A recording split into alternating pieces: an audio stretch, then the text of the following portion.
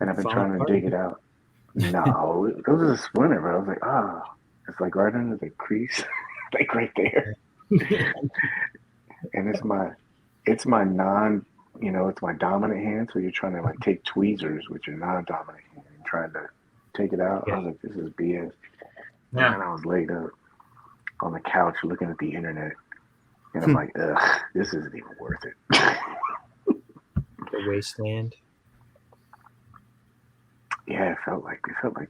Oh, did The you void. know Mad Max? Yeah, did you know Mad Max is coming to what is it? Max? Already?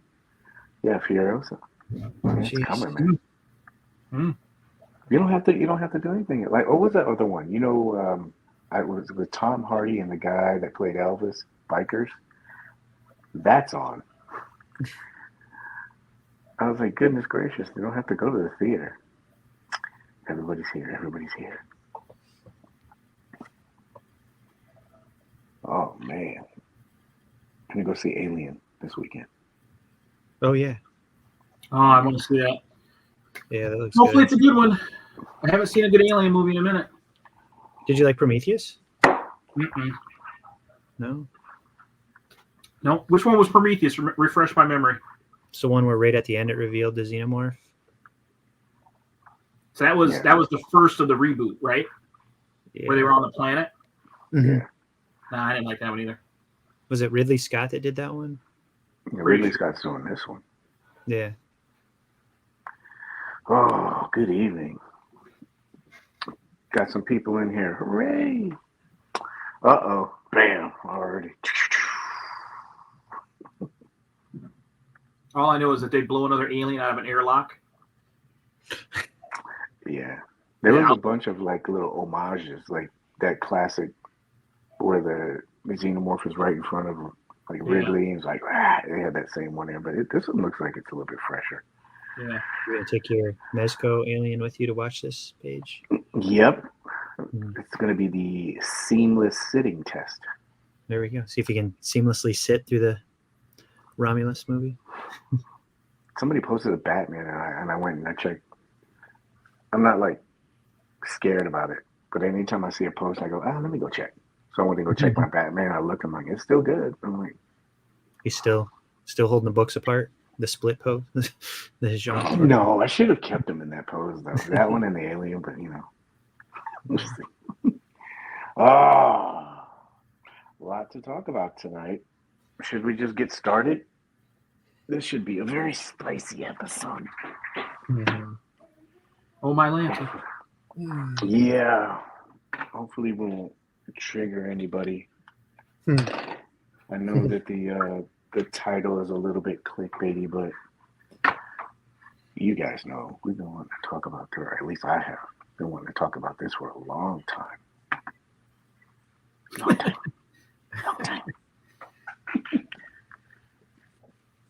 But I looked at it, I made sure I kept it very objective.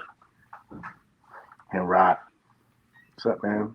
We were just talking about you and your pictures. And Rock, you took pictures of Snake Eyes Commando Edition, right? I'm pretty sure he did. He did. Yeah, he did. With roadblock, maybe? It means we know where one of 1,500 went. Yeah, we were like, where are all the pictures of him? He said yes.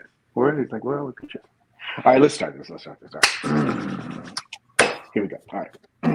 Hello, my name is Paige. Welcome to episode 175 of the Hangout, where we give you positive insight into the world of collecting in a very chilled and relaxed atmosphere. I say we because I am joined by my two gangsters in crime. I was trying to think of names for you guys, like personality names, like if it was Dick Tracy, but I couldn't think of it. I'm sorry. So we'll just stick with the two Corys. Yay! Thank you, sir. That's handsome Corey on top. Yeah, handsome. Look at this guy. Handsome. Dark Gable. What's that? Dark what? Dark Gable. Ian felt the power of the conversation. Thank you, by the way, sir. Thank you for this. Ooh, speedy recovery, Yeah. McFarlane, man. Speedy recovery. Mm. That shit's no fun. Yeah, no. Oh, dude. Sorry, buddy. Feel better. Tonight's show is inspired by Ian. Hmm. We will get to that. Hmm. Yep. How are you guys doing? Anything interesting, new, fun, exciting? Ooh, Hmm. ooh, what a struggle. Nothing. Yeah. Nothing. My life has been so uneventful as of late. Like I need something.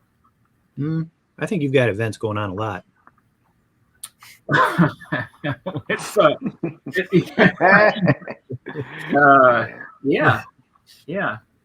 But I guess when that's the norm for somebody like Cece, it's no big Exactly. deal. Yeah. I just try to live like Paige. I mean, that's really all I do. I think you're living better than me right now. Take care of the lawn. And didn't come over to me and say, that looks good. No. It looks better off. All right, well, let's solve the world's problems in under than 2 hours, right? Let's try this. Welcome to episode 175, Thieves on the Internet. That's right. You guys gonna get it tonight. Calling Yes, out you are. screenshots, everything. No. Receipts. No. Yeah, That's what kids call it nowadays. I got Let's receipts. have a very productive conversation about this. I think we can. All right. So tonight, top cons. We got Marvel Legends, got some Joes, McFarlane, Mezco. Main topic, like we said, will be Thieves on the Internet. The last call, I think we'll do the mid-season awards. CC wanted to talk about that. We'll talk about some of our hits so far. So we're ending on a positive note. The contenders. Yeah, but I think his stuff was more like, best, like what was it, CC? Best accessory, best offering so far, that kind of stuff. Class clown. It's a lot to take in for the year already. I don't think people realize there's a lot to take in. It is. Can you tell me, does it say bot attack site on here yet or no? Mm-hmm. It does not say on it? your screen. No. Okay. Not on the main screen. I can read Henrock's comment. There we go. Now? Mm-hmm. Okay, good. Because this is lagging a little bit. All right, so let's get to it. Oh, yeah, I'm sorry. But before we get into that, let's do a little bit of show. All right, so the return of the tapping. Do not do it right now. Patience. Yeah, so we already did the roll call stuff. That was very popular. Thank you for everybody that participated in that. Congratulations, Andrew. Shipped your stuff out. Thank you for being patient with that. Ran into a little bit of trouble with that. But we're gonna do tap-ins. So if you're new to the show, or if you haven't been on, or you can't remember, randomly on the bottom of the screen, it's gonna say tap in. When you see that, all you gotta do is type your name in. It'll happen twice this episode, and then I haven't determined the prize yet, but we'll get to that later. But you'll be entered into whatever prize will be given, if that makes sense. Again, you'll see this banner. Don't do it now. You'll see that. All you got to do is type your name. I'll take the first what? We should just do 12, right? 112. We'll do 12. Yeah. So first 12 people that, when that goes up, you type your name, and then you'll be entered in whatever the next drawing is. Tap in has returned by popular request. Oh, I know this guy. I know a prize. Date night with CC. You're winning his company. You're not guaranteed sex. You're just getting company with him. It would be not guaranteed. Yeah. CC's laughing like, "Oh, I'm a sure thing." Oh boy. Depends on what it is. On to the next topic. All right, there we go. Medal moments. Uh-oh. The 2024 Olympics Games have closed, and there were a lot. Yeah, the Olympics, right? The 2024 Olympics, not the Sex Olympics, the Olympics. And there were a lot of medals given out. Apparently, Only the gold ones were ripe enough to eat. But like I said, there were plenty of magical moments. So what I want to do is chat and also us. I want to go through some of those memorable moments, and I want to hear your gold medal award. Gold, silver, or bronze. You ready? Yeah. All right. Chat too. All right. Chat too. He said, so CC, you're telling me there's a chance. All right. So here we go. First one. That's where we were. Gold. Green. Gold. Green medal. Green medal? Yeah. Yeah. CC, what do you got? That was a no medal moment, wasn't it? No. Like, what would you personally give this moment? Oh, what would I personally give that moment? Oh, yeah. Yes. I saw when that happened, or when it was. He looks high as shit, bro. Man, Snoop Dogg at the Olympics. I don't know whoever came up with that idea, but if you'd have told me 20 years ago that that's what I'd be following is what is Snoop doing at the Olympics? Classic. If there's any sign of us obviously getting old and on the other side of the fence, this has got to be it. Yeah. I mean, this guy was damn near banned, you know what I mean? And then here he is, father role model. Snoop Dogg is a role model. What is going on? What do you give him? I give him a gold. I give Snoop Dogg a gold. I give him a gold too. All right. Here's our next one. The French pole vaulter had a little bit of a mishap, and he did not clear the bar. Yeah. What do you give this moment? Gold. Gold? The guy's legend. He is. I'm giving him a bronze just because he's going to get all his medals later on. So yeah, he's getting just a bronze for me because he's going to be getting all he can get later. So I feel like this was planned. I'm going to give him a silver. All right, next one. Oh, you're going for the controversy, huh? No. I'm going to give this one a gold. I'm going to give her a gold. Yep. Because I saw some of the stuff that she had to go through, and I'm like, this is BS, man. So yeah, that's a goal for me. Yeah, gold.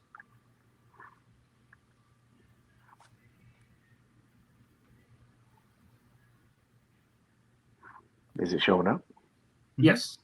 What do you give it? Shikari? Yes. Here, maybe this will help you. Maybe this will help you.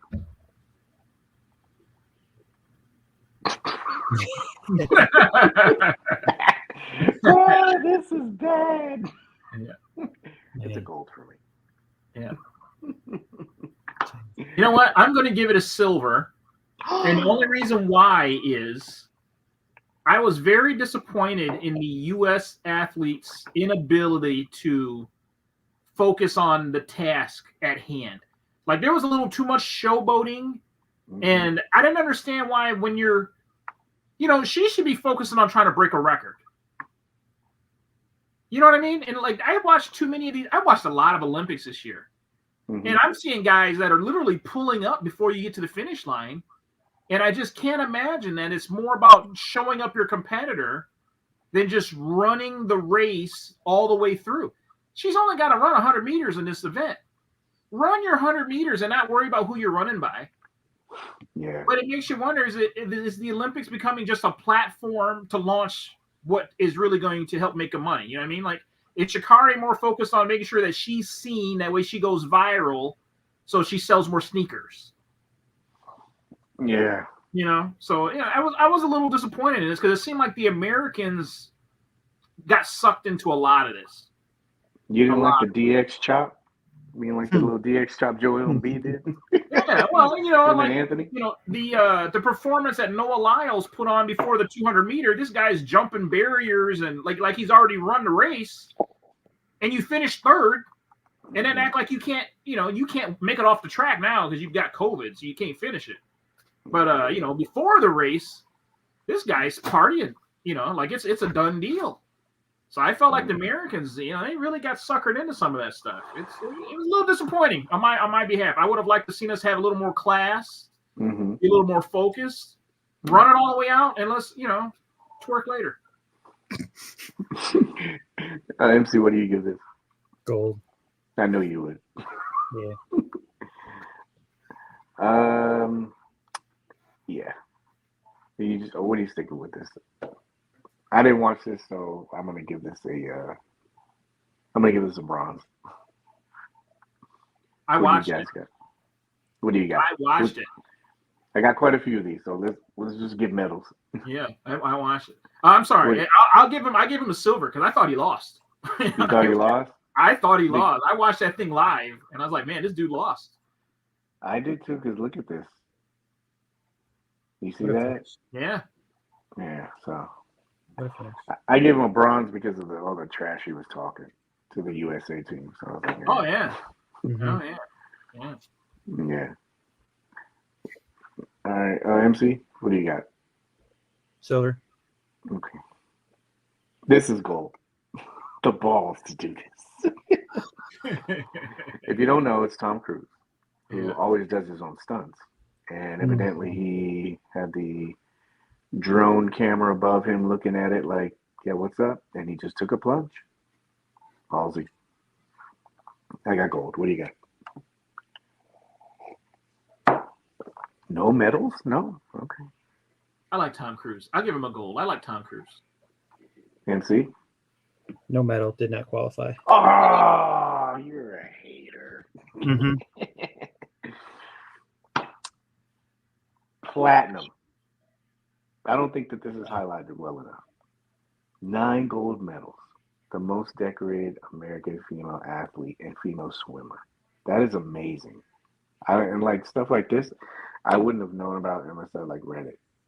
I don't think they highlight some of this stuff even more. That's an accomplishment, man. Yeah. It's crazy. So I give her platinum. What do you guys got?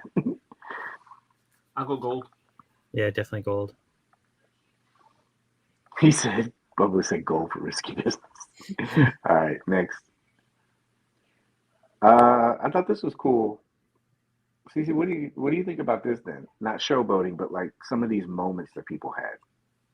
I saw this one, and I thought this was a beautiful moment, right? Like she waited until she won her event. You know, it ain't like she pulled up short and before she did this jump, she'd already won. Yeah. So she could have easily done a half-ass jump and still won the event.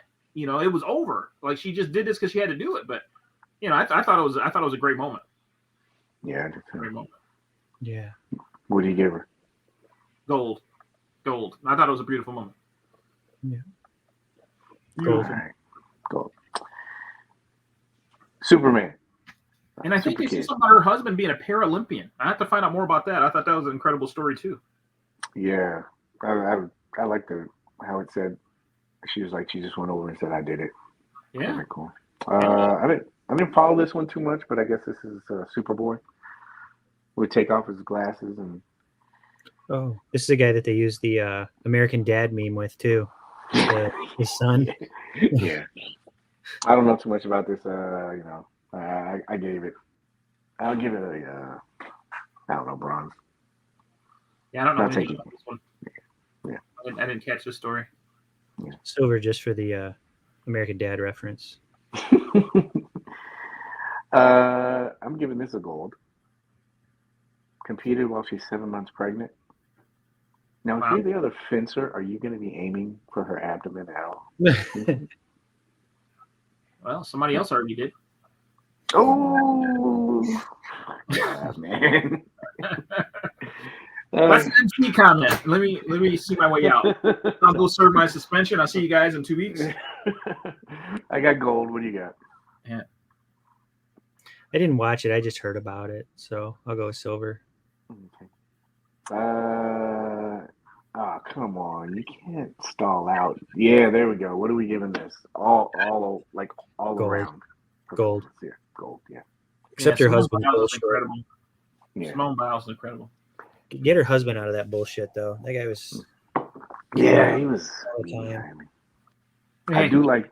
That guy's a Chicago Bear. I'm gonna need you to show him some respect. Oops. Even less reason for me to. I do like her little sub shot that she did where she was like lazy, blah blah blah blah blah blah. Gold.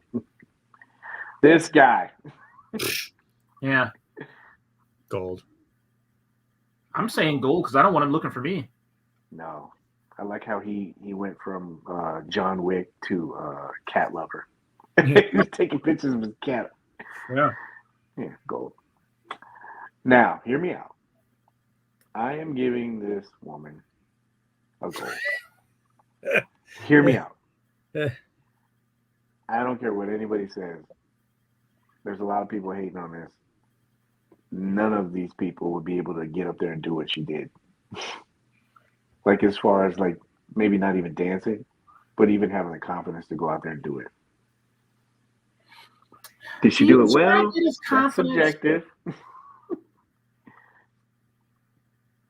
There's a thin line, I think, between confidence and crazy, Paige. Like, I'm not sure. Man, I've seen this video so many times. I don't know how this was permitted to ever happen. But okay, but put yourself in this position. You get called up there to do this, and you got to dance. Would you be able to do it and dance? Well, but nobody gets called up there. You know what I mean? Like, at some point, she told herself, "I'm an Olympic dancer." Right? Like, I'm just, I know I'm not an Olympic anything. So man, I don't know. It makes you wonder if there's going to be a breakdancing in 2028 because that was pretty embarrassing, I think. I think they said no. Then I saw something that said she was going to be training for it. There. Yeah. She's like, girl. This guy's like, what the? I think there's too many events. How does that become an event? I don't get it. Yeah, I think what they were trying to do was have different events so it didn't seem like stagnant, and they were trying to include some stuff. What is it? Oh, she caused the next Olympic breakdance to be canceled. Yeah, this was a bad look.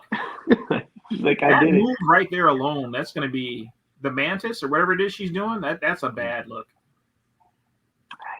I'm giving her gold just because I'm giving mantis. It is. I am gonna do my MC and give her the participation gold. Yeah, she's getting did not qualify for me. She killed a sport on her own. That's painful. DNQ. Yeah. Did you guys watch the USA women's synchronized swimming where they did Smooth Criminal? That was actually really good. The underwater moonwalk was impressive. Yeah, I'll have to watch that. That was. I mean, the way that they bounced out of the water too, it was good. I saved the best for last, in my opinion. Who's this? These are two gentlemen that joined on the Olympic basketball team. They were hoping to win championships. Yeah, but they never have. Banging his teammate's mom. Exactly. The irony was that her son was in the crowd watching the game. Yeah. Supportive. You got to give him that. Everything's crunchy, isn't it? Yeah. So they won the gold. So these, what are you giving these? This is a gold for me because I don't know what the hell, how you could even see the rim with this guy extending out at you, and he made pretty much everything. Is that not Photoshop though? Did that actually happen? No, this is an actual shot. That guy was also in the breakdance contest with that. Yeah, he was. When he did the windmill, he knocked out the judges with his feet. Unpopular opinion, but I'm going to give this effort a bronze because the idea that they pulled off France with the caliber of team that we sent over there, that should have been a no contest. No contest. Cece with the hot take. Yeah, come on, man. You got four, MVPs on a team against Wembanyama, Gobert, and was it Bogdanovich? I mean, come on. You gotta wipe the floor with those guys. Yeah. Steph was killing it. What do you give this? Gold. Really? Instant gold. Now, dunk of the decade. Oh my gosh.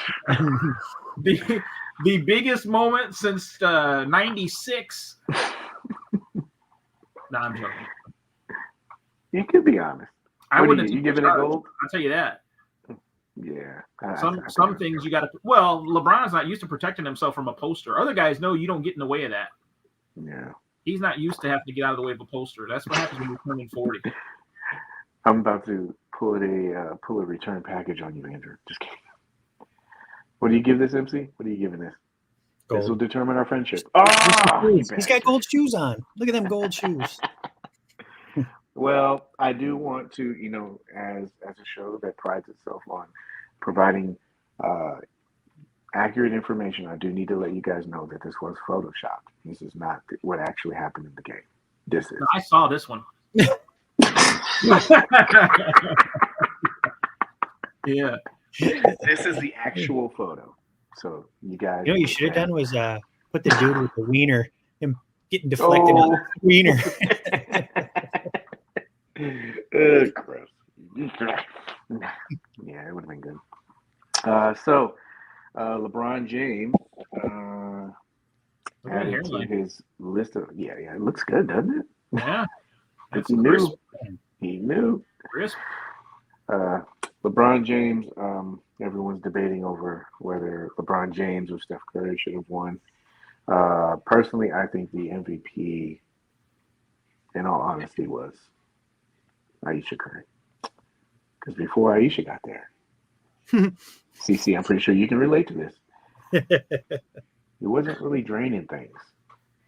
But now that Ayesha was at CC's before she headed over to Paris. Oh, because he was at a dismal 7. Left CC's and now he's scoring 30. So, Ayesha Curry gets MVP for me. Speaking of Steph, but not Steph Curry, did you guys see this?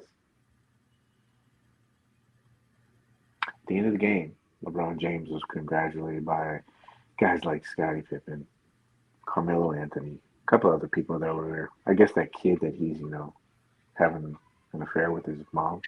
Yeah. He even dapped him up. But someone who didn't get dapped up was Stephon Marbury. Yeah. And everybody's like, why didn't he give him a handshake? So I did a little research. You know how we always talk about people like, how they say stuff on the internet? And then when you get in their face, it's different. Mm-hmm. And you're like, why did this guy want to dap me up? Why does he want to shake my hand? Well, it seems like Mr. Marbury has a problem.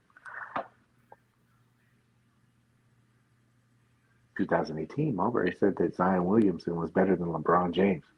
That aged very well. 2020, he asked LeBron if he was mad after he said Damian Lillard was the best player in the NBA that season. He also said LeBron was a real Laker, and he also, according to what CC said, had a ridiculous hairline. I mean, he's not wrong about the hairline.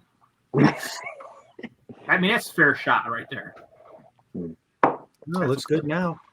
Yeah, 2021, he said he can't shoot while having a greatest of all time discussion. Yeah. Anyway. Something better, $1 billion baby. What you're saying is LeBron was being petty. Is that what you're saying? That's what I took from that entire conversation. Is that No. LeBron was being petty. That's what I got from all that. I believe LeBron was holding him accountable. Is that what it was? Yes. Do that? Can we do that? That's not very brotherly. He should be the bigger man. Sometimes Jordan would have shook his hand. I'm just saying. Would he have? Fuck out of here. Oh man! If you ever really want to laugh, look on YouTube about how Michael Jordan treats rappers. Oh my gosh! Especially the Chameleonaire one. Oof. Well, we all know that Jordan didn't hold grudges, and he's always been very approachable. So Carmelo, he's a real coach. Yeah, Melo did. Yeah, there's a lot of nice little backstories. $1 billion baby. So that's right. Deadpool has joined the $1 billion club. $1 billion, 3 weeks. I think I was talking to Ann about this. I think the highest one was, and I didn't know this. Excuse me, I didn't know this. Did you? Do you guys know what the highest grossing Marvel movie is? Highest grossing Marvel movie. Yeah, I was surprised. It's not Infinity War? No, it's not. Wasn't it? Which I was. Was it Homecoming? No, it was Or close. Not Homecoming, but what was the last one they had? No Way Far Home? From Home? Far From Home. No Way Home? No. Whatever. I think that's third. I think that's third. Endgame. Endgame? Yeah. Yeah. I believe it. Oh, yeah, but damn it, I should have assumed that. Yeah, because Infinity War was the first one, right? So everyone had to go see Endgame after that. Yeah. That makes sense. Andrew says, what do you guys honestly think about the movie? What medal would you give it? Deadpool? You probably want to hear CC's first, but I would give it a gold. Gold. CC will give it, I bet you, a silver. Go.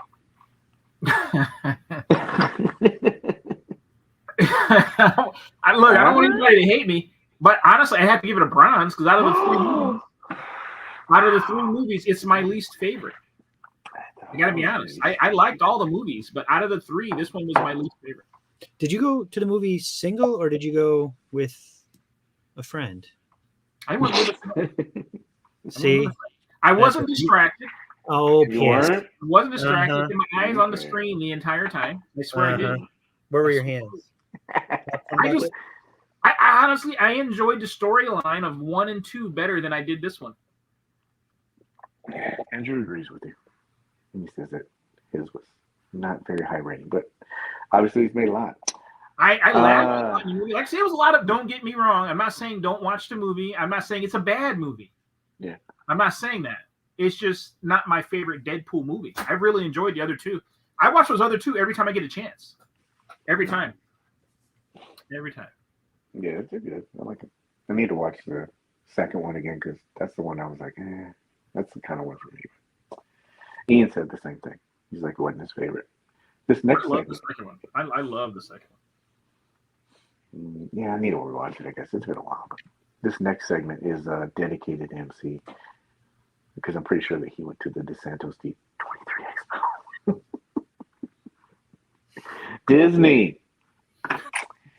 Disney laid out the plans to rule the worlds of not only attractions but entertainment. From Broadway shows to like Frozen, Greatest Showman. I don't understand why they're doing a musical about that. They teased Tron. They're bringing back franchises like Lilo and Stitch, Lion King, and they're setting sail with Hercules, evidently. They're also implementing some other things like they're doing, what was it, MC? They're doing that Indiana Jones, right? Smuggler Run. They're changing the dinosaur ride at Animal Kingdom to a new Indiana Jones ride. Right. Big theme park stuff coming. Yeah, and then they're also going to be doing Shanghai Spider-Man, Avengers, Infinity Defense, and Villains Land or something like that. Villains Land at the Magic Kingdom, yeah. Yeah. So copying Universal, I guess. Just kidding. Yeah. All while creating little awkward moments like Harrison Ford standing next to Kathleen Kennedy. That was funny. But they're also doing new stuff like this. Skeleton Crew. Haven't watched the trailer for this. I figured you guys did. What do you guys did? Good? Okay. I think, MC, what do you got for this then? Is this I mean, I'm interested. It's another direction for Star Wars to build off the universe. So we'll see. I mean, there wasn't enough shown to say, oh, it's going to suck, and be a Star Wars hater like so many out there. But I mean, so I'm excited. Yeah, probably. Let's see what else we had. Well, there was also Avatar, Fire and Ash. That's the new land at Disneyland to mimic Pandora at Animal Kingdom, but more based on these movies where the one at Animal Kingdom is based on the original movie.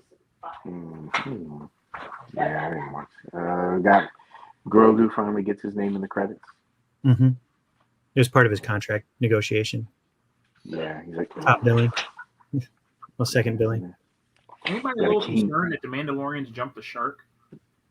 No, I figured it was going to happen earlier, but I was just like, I'll just enjoy the ride for what it's worth. Yeah. Yeah. We also got to look at King Thanos. That'll probably be fighting Ironheart, maybe. Not too sure. Maybe. They're still rolling that out. Do you ever feel like sometimes they kind of roll some stuff out to see what the reaction is going to be from the public, and they're just like, this ain't going to work. Let's just go somewhere else. Yeah. And then also we got a bunch of shots from Daredevil Reborn. Daredevil Born again. What about Electra? Electra? Yeah. What about Electra? New photos coming up, guaranteeing that we'll be spending money on new versions of these figures. That is a bright red. Yeah, it's the saturation was cranked up to probably 50. This guy's so cool, man. I know. Well, you had to make it bright so you could see it, right? I'm sorry, what did you say? Oh, yeah, where you It's bright so you can see it. Yeah, so you don't see him bleed. That is bright. I'm wondering if this is also. Yeah, that's the thing. So I saw that that he said, what? That's Photoshop? Somebody said it's fan made? Fan made? Oh, this is fan made? Oh, okay. I apologize. You're fan made. That's real, right? That's real, right? And old Foggy. Karen Page. I know what part of her. I bet she took your name. Yeah, she did. Remember her from True Blood? I do. Red hair? Yeah. Yeah. I'm not talking about that too much here. How about, is this going to work? Actually, before we do that, let's do this. So, first 12. Some of those pictures, what did you say? Are from previous seasons. Okay. My apologies. So, first 12. So, future page, remember, it's going to be Nick, 1. 2, the collector. 3, Boba. 4, Starscream. 5 is Ted. Oh, my battery's gonna run low. 6 is Dan. 7 is Pops the collectors. 8, Son of a Flower. Steve is 9. Christian's 10. Adam is 12. And Ian. Give it to him. Right. He's got COVID. He's slow on the draw. All right, yeah, we'll give him the what you call it? He's febrile. He's febrile. Let me plug my computer in before we lose everything. And then we'll move on. We shall move on. Let me see if it did work here. In preparation for. Right. I'm hoping that it worked, right? There it is. It's plugged in. It's working, guys. But next one. Is this going to work? Don't worry. We'll get to the spicy stuff. This is foreplay, guys. Remember. Oh, what did he say? I'm willing to donate my tap in for Ian to see if he heals him up. All right, so we got ourselves. Okay, moving on. So is this going to work? So I saw these two things. I know we're on movies, but hey, I'm wondering how you guys feel about this. Is this going to work? Here's your first one. James Wan is developing Creature from the Black Lagoon.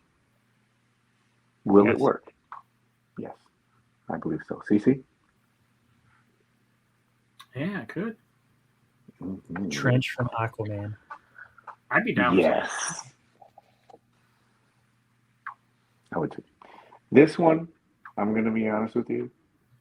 I'll show you real quick, but I'm not too confident about this.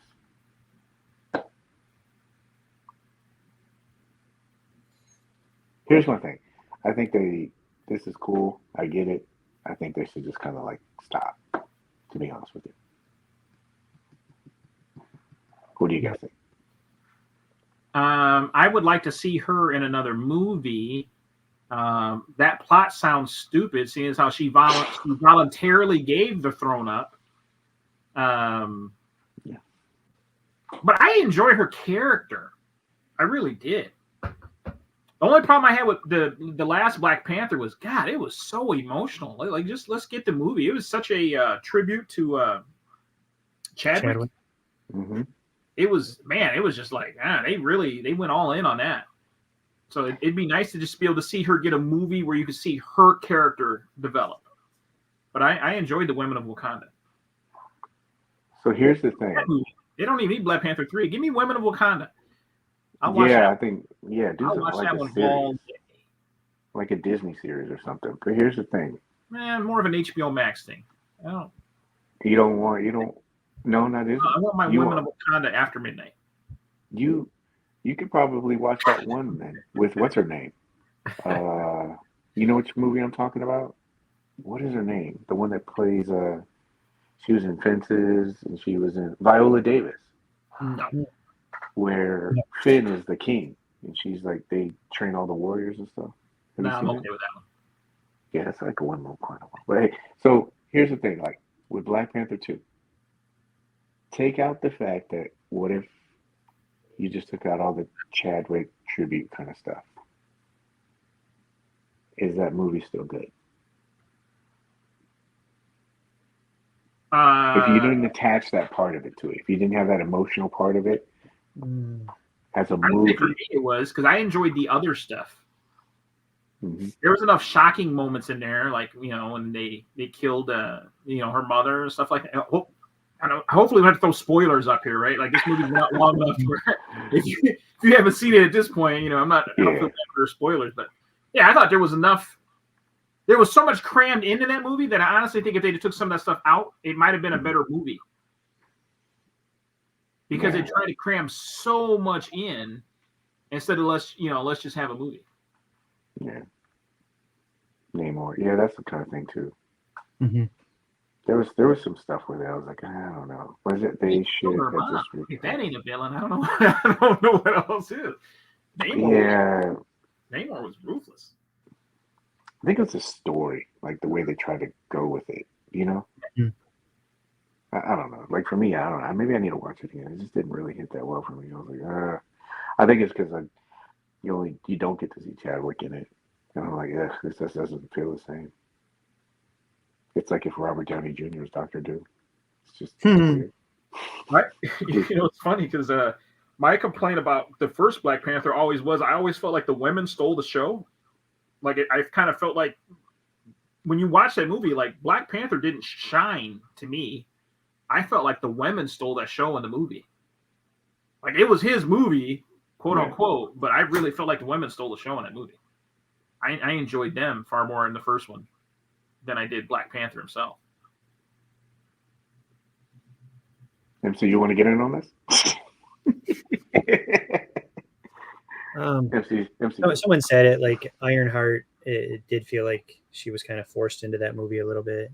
I mean, I know why they were to introduce her, and use Wakanda tech and, expose her brain and, for being a tech person. But, that would have cut some good stuff out, cut some stuff out of the movie that would have helped, condense it down a little bit. But I enjoyed it. I mean, I like Namor, I like the story of Namor in the comics, it's kind of cool that they took that whole Mayan, Aztec, was it Mayans they took with that, and I thought that was kind of cool. But it was a very long love letter to Chadwick, though. Yeah, I mean, rightfully so. Of course, but there was just some of it. Like I think they had a lot to balance in that movie. It was like it's just kind of like you're toppling. It's like, I think they maybe they just pushed it out really fast while he was still in it. You know what I mean? Like if they would have waited a little bit, I don't think it would have been quite so heavy on the Chadwick stuff. It was like more emotionally written, I guess. Yeah, I felt like that too. So, well, there is one movie we don't have to worry about. Eternals 2. They scrapped it. Yeah, they scrapped it. Oh darn! Hold on to those figures. You might need them. Those figures that came out like a year before the movie. Mm-hmm. Kick the bucket. So I've noticed this. Maybe I'm late, but have you guys seen the new Beetlejuice popcorn bucket? Has that become like the new thing? Exactly. So I'm not late. It seems like there's, the first one I really remember was the Fast and Furious Charger car. That's when I remember, like when it started kicking off, and now you got like buckets for like everything now. Mm-hmm.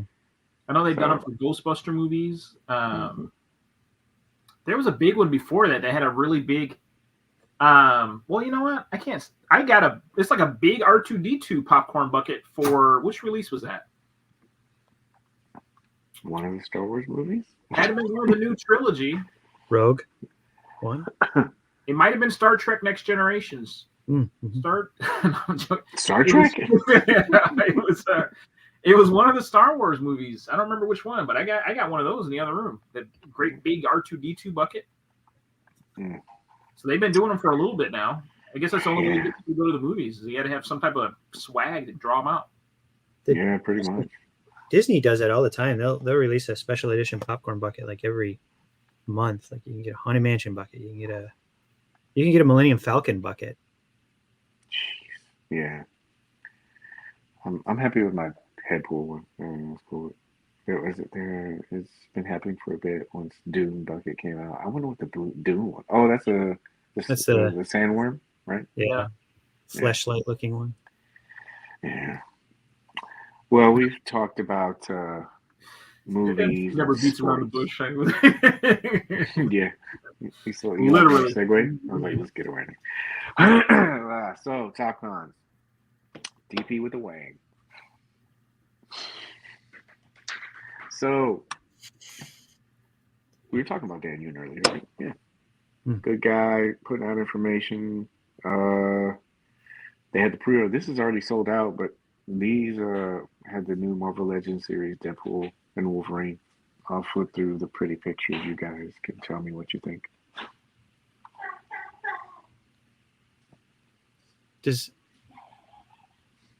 Not all. There's guns at least. Yeah, at least there's guns. Are the guns? Are the original movie one that came out a while ago? They had the guns in the holsters that you couldn't take out. They were like molded into the holster. Yeah. These are gold. I know. Spoiler alert. Yeah. Baby knife. Yeah. I'm sensing people aren't impressed with this. So, I mean, you guys aren't really. Marvel Legends went on a roll, man. I try not to be impressed. They got some good looking stuff. That Hugh Jackman likeness is pretty good. Spot on, yeah. Yeah. Very slick, smooth. Yeah.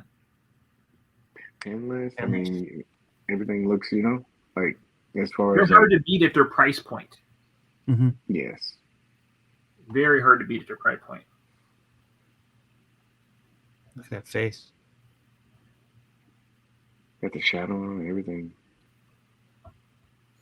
Do you think they should have came with sleeveless arms? I'll be honest with you, man. Like, I never get into all that stuff. It's like MC. You know this.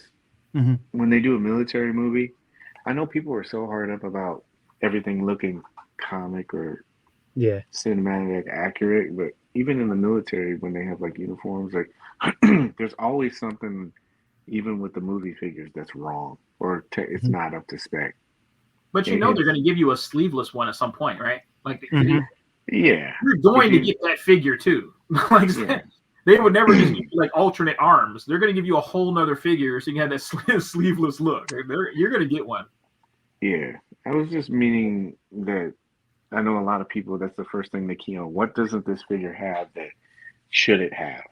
And I always wondered about that, like, because all figures have some kind of like little discrepancy. You just don't really notice it. This is it's interesting because it has headphones and everything. I know a lot of people will be grabbing this just for the the clothes and the body. Mm-hmm. The blue shoes, Oh yeah, I did not notice that. them kicks. Hmm. Yeah, these are cool. Like CC said, I'm just glad I'm not like all in on this kind of stuff anymore. I think Mezco's head pool is better. Yeah, that one's a little older too. Yeah, I'm wondering what import companies will do with this. And you can't have a DP without a Wong, however you want to pronounce it. Dude, I only want this for Wongers, Wongers, and the dog. That's That's it. yep. Yeah, be amazing like this. All right. What do you guys think? I just want the dog. Yeah. We talked about what I'd use it for. So Yeah. The Streaker. I think we all Hmm. know what this is, right? Yeah, CC on a Saturday night. that's right. This dude, he's not gonna stop. Every week, it's always something, and then it's also like 4 or 5. I admire his ability to put out product. It's crazy, He's and gonna this is not including the statues and all the other stuff. cover the whole DC universe in 5 years. What's really crazy is all these pre-orders are supposed to come this year. You know, it's not even like he's pre-ordering stuff that's a year out. Like this stuff is months away. Yeah. Oh, my God. He'll pre-order tomorrow and get it on Thursday. Yeah, they'll be shipping next week. It's crazy how fast he does it. Yeah. Nobody should be complaining about him not completing teams. All right, let's give the people what they want. Let's go. Uh-oh. Just remember. What's this all about? I'll inform you, sir. Get ready. Buckle up. Let's fucking go. All right, just remember. Everybody has good days and everybody has bad days. Shout out to Frank. He sent this out. There's a bunch of waitlist stuff that was converting this week. He actually got his rewind. He actually got his White Ranger waitlist. Say that 5 times fast. To actually convert, and they shipped it out, and he even got it today. So what do we always say? Waitlist. That'll come in play later. Waitlist. You never know, right? You never know. Mm-hmm. Also, he got this cute little guy. Is this the return? I don't know, but this was in his package. So maybe this is the new trend. Maybe they had some extras and they threw that in there. But I know people have been saying that they want Mezits and stuff like that and to come back. So maybe this is something. Not too sure. Also, I'm not sure if this is still up or not, but they had one of CC's favorite Batman. That's actually buy it now. And then the Baghead Butcher, that's up for pre-order. And Ghost Rider. I'm not going to lie to you. Thank God. Especially with everything that's going on right now. Big Bad Toy Store, they actually pushed this back. It's going to be coming out in September now. I wouldn't mind if this got pushed back maybe another time. Say September's not very far. It's not. And coming from Big Bad, that's almost like when they send you out that charging soon notification, it usually means next day. So, yeah. So if Big Bad says September, it means it's probably next week. Like September 1st. Don't get comfortable. That means set aside that money now. Yeah, it's crazy, man. But yeah, especially just with the way things are going right now. Like we just got that pre-order. We'll talk about that a little bit. We got that. We have quite a few things that are projected to be coming in this little block, and then also, New York Comic Con's coming up.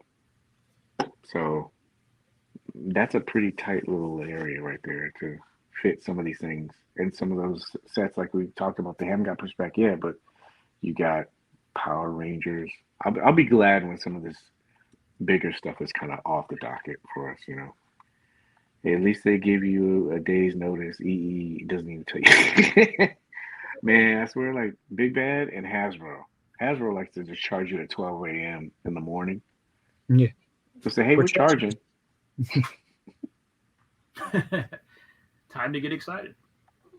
Yeah, I'm charging email too. Yeah, it's like the next minute. So, but yeah, that got pushed back. So I'm not gonna lie, I was happy about that.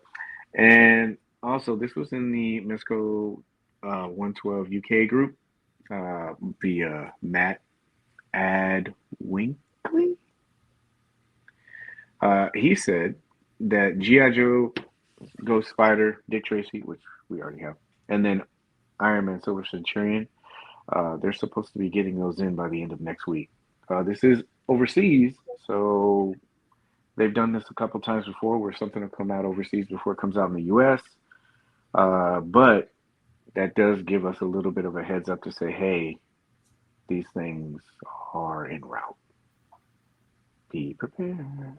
So that'll be their first in hand for the collectors, not gentlemen like you look at the new female body then with Ghost Spider.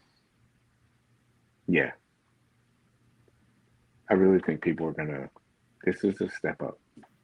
I really think people are going to enjoy. I'm wondering about, like, if you take away how we were talking about, like, the Black Panther thing, mm-hmm.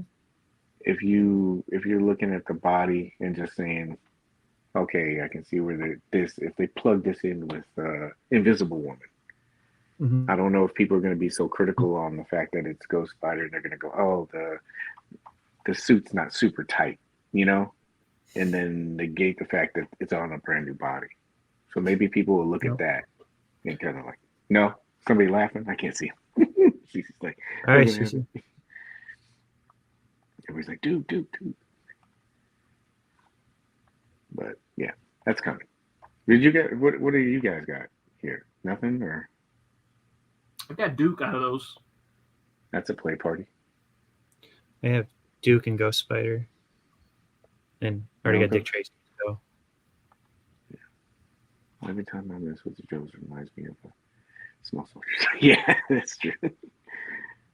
But yeah, lots of stuff coming, so be prepared for that. Let's see here. Charging soon.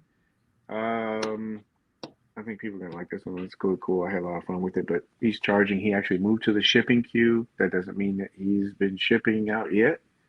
It just means that he's in the queue, and just be prepared for it to come from either New York or Washington. You guys have anything? You guys ready for some spiciness? It's gonna get spicy from here on. Dude, there it is. All right. Trigger warning. Hear me out through this conversation, please. Frank Redrum. Do you know him?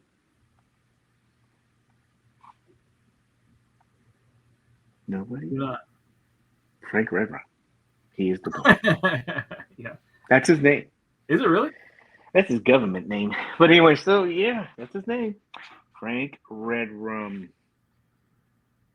So, let me try all my little ducks in a row here. All right.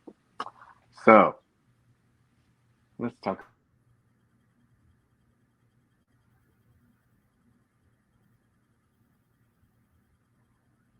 Uh-oh.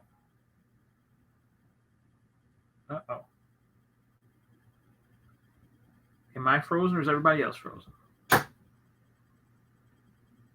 Hello?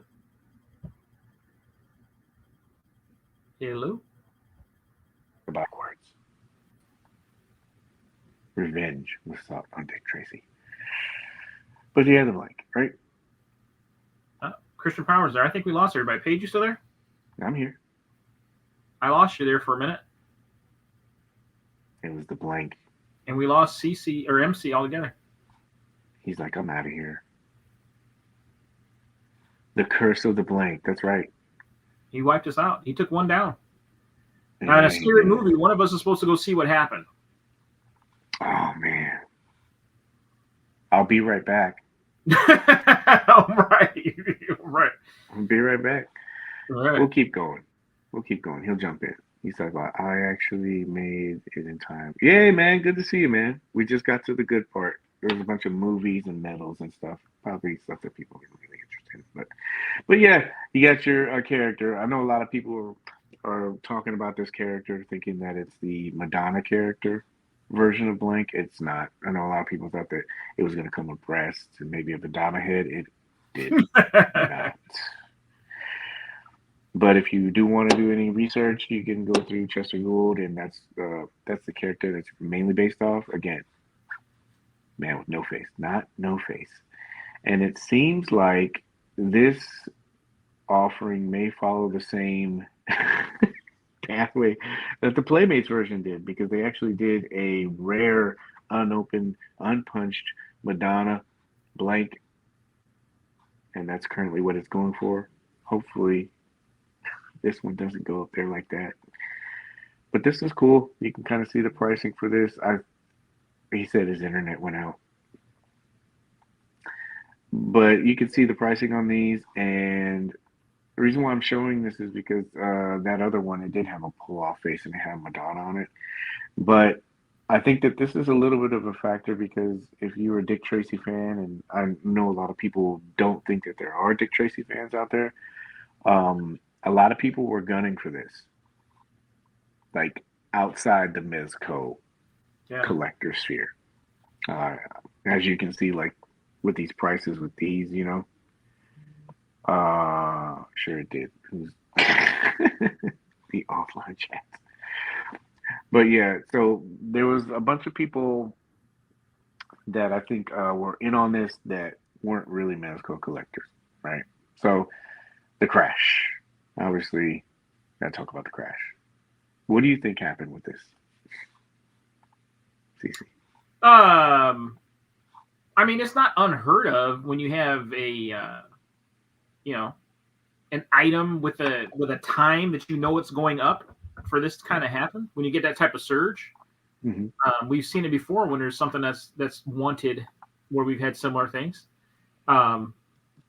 It's nothing like the crash that we had for Nosferatu, right? That midnight release that you guys struggled with, but I got in and out in 5 minutes.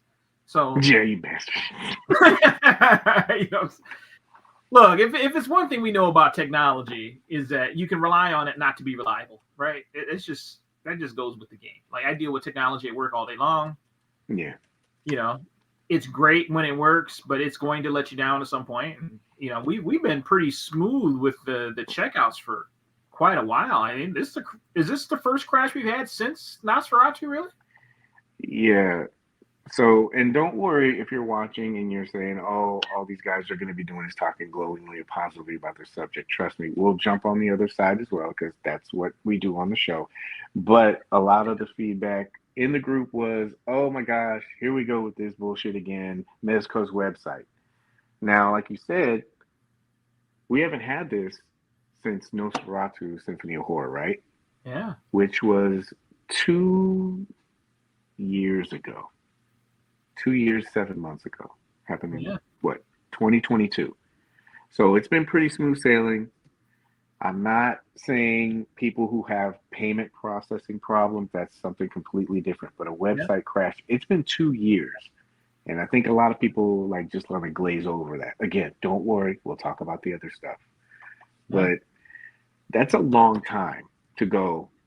And then, it's like I was telling somebody earlier in the chat, like, it's either 0 or 100, The site crashed. Obviously, there was a bunch of people that wanted this. And one thing that I wanted to also highlight with this as well was, there's lots of little screens. Things weren't working, right? Blah, blah, blah, blah, blah, blah, blah. Now, one of the things that's always being brought up is communication, right? And I know not a lot of people are probably on this, but there is their own channel. They announced that they were going to have the pre-order, and they also announced that, hey, we're having problems with the site. We're going to be updating it, and we're going to be trying to fix it, right? So there's your communication that everybody asks for, correct?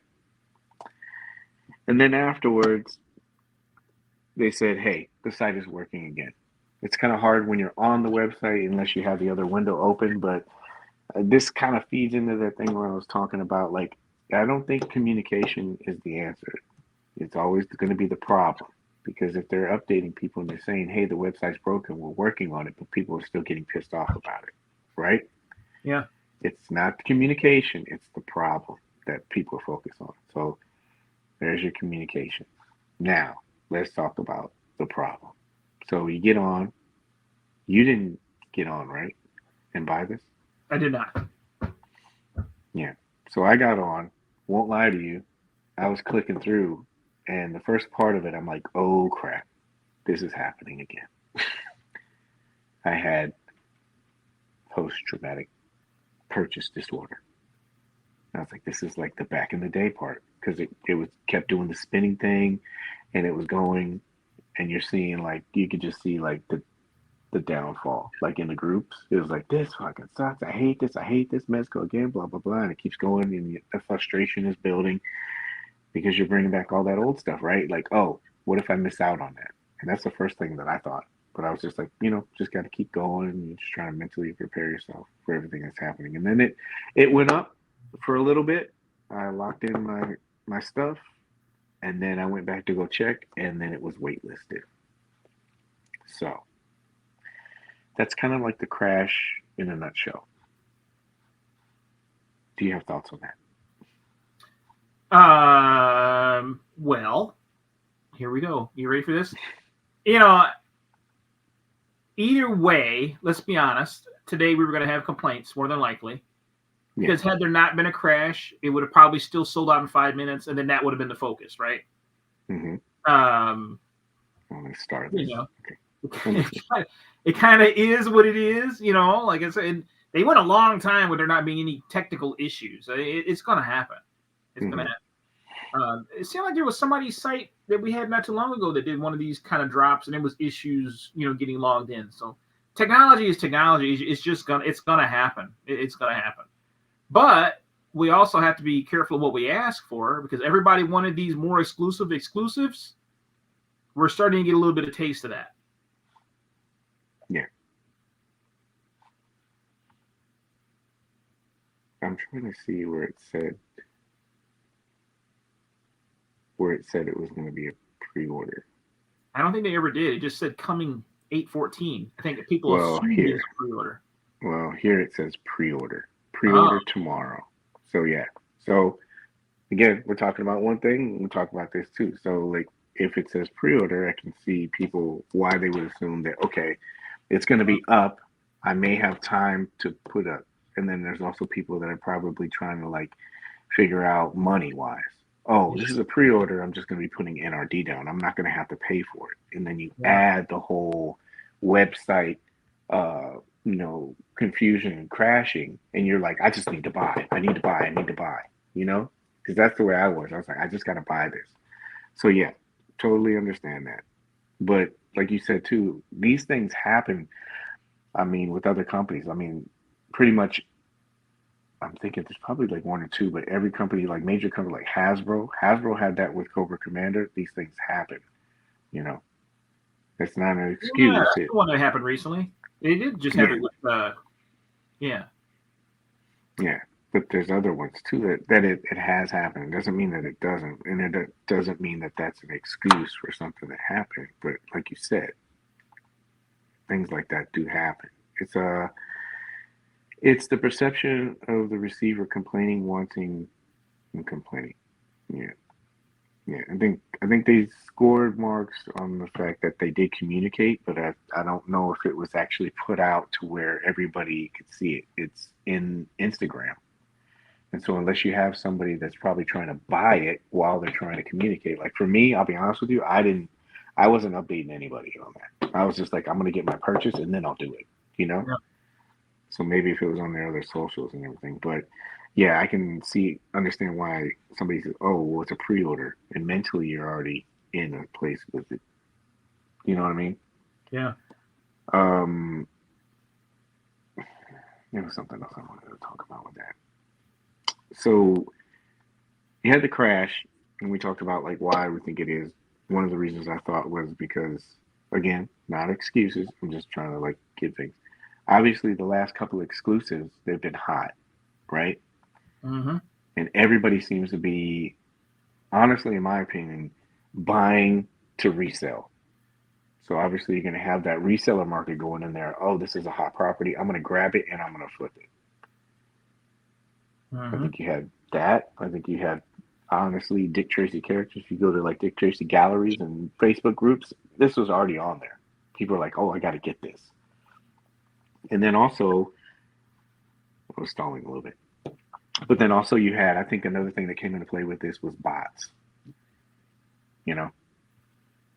And um and we kind of talked about this in the room. I think another thing that contributed to this was production numbers. I don't think that this was a very large production run because of those two little things that we talked about.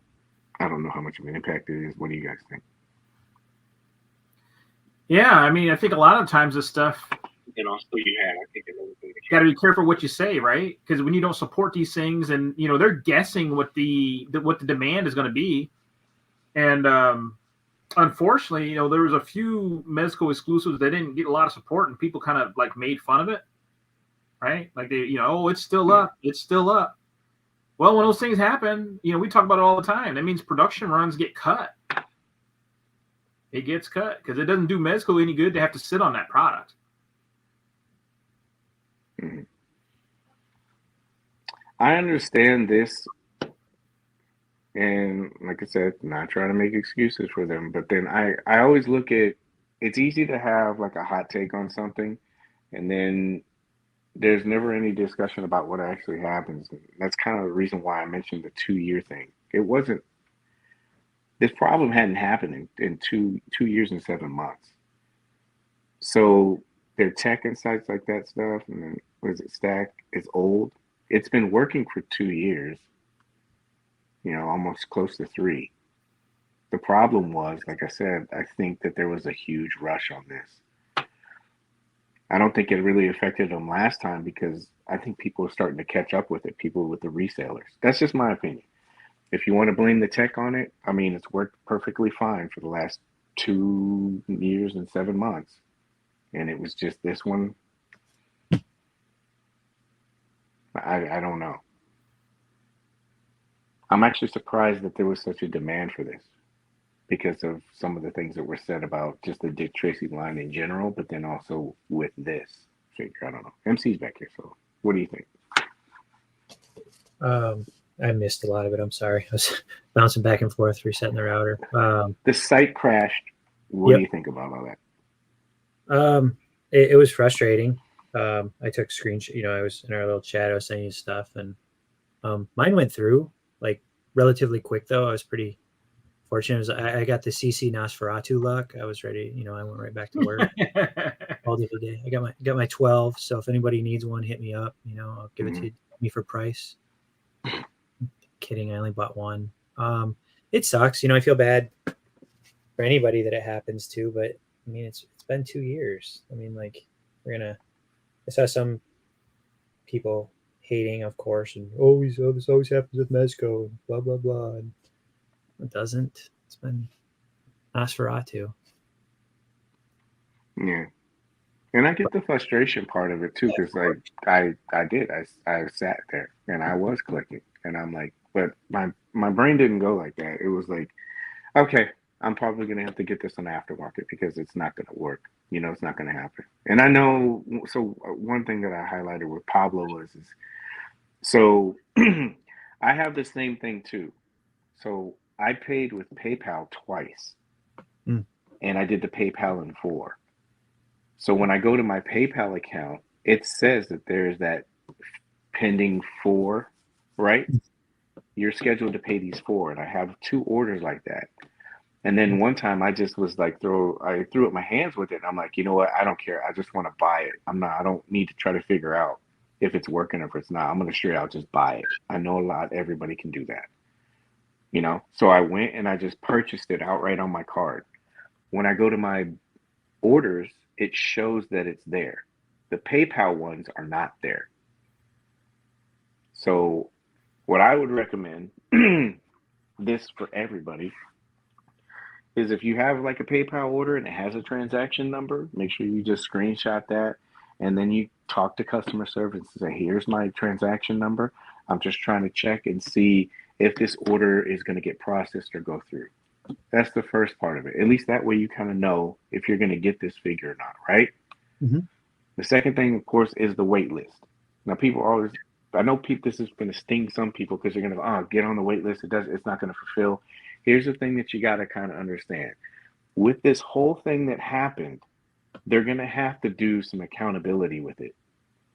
You're going to have people like myself that had 3 potential orders, and maybe some of those orders either get canceled or they didn't go through right. So that means that you have more production, more units. Mm-hmm. So once they go through, figure out what orders are good, what orders are bad. And you never know, too. What if somebody had like 50 orders? They're not going to be able to pay that amount for those 50 orders. That'll go back in there. That's why getting on the wait list is important and trying to get on there early. Let this whole thing kind of work itself out. Because I'm going to be honest with you. Do I need 6 of them? No. That's if it goes through.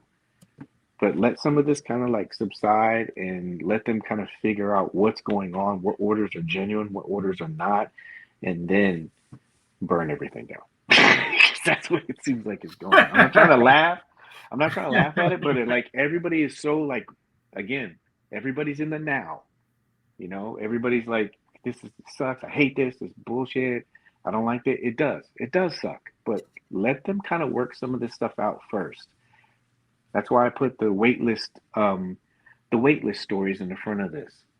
There's a reason for that, because as you can see, these things still fulfill at different times, So I don't know. That's my 2 cents on it. What do you guys have? Anything? I think you summed it up, sir. Mm-hmm. Love that they communicate. Was it? I you know how I feel. I do feel bad. There's like 2 guys that I really feel bad. There's a guy I didn't follow up with him, but he draws Dick Tracy comics. It's like the Dick Tracy Gallery. His name's Howie, and I know he's all in on this line, and I feel really bad, for people that are fans. For people that are just buying this for just to flip it, I don't really feel bad for them. That happened when first I went to my orders. It was there. Oh, he's saying the same thing. I was trying to keep up and successfully waitlisted, then it converted. Yeah. Did they check on the tech site stack after it gets over e-commerce? Is very outdated. I don't know. I don't know if anybody knows what system they're running or if it's outdated. So, jumping on the other side of this, right? So, I think mainly the consensus is they've been doing pretty good for this year, right? In terms of offerings and, like total catalog right now. Mm-hmm. With this and with Vex, Red Eye, Casey and Snake Eyes, the sellout times and then some of this thing, does that hurt them overall? If you're putting out a good product, yes, but if you're throwing these little speed bumps, does that kind of like hurt them in the long run at the end of the year? Like, let's say they're A, does this knock them down to a B or C in terms of like overall? What do you guys think? They're selling out. I don't think it hurts them. Well, as from a customer standpoint. I mean,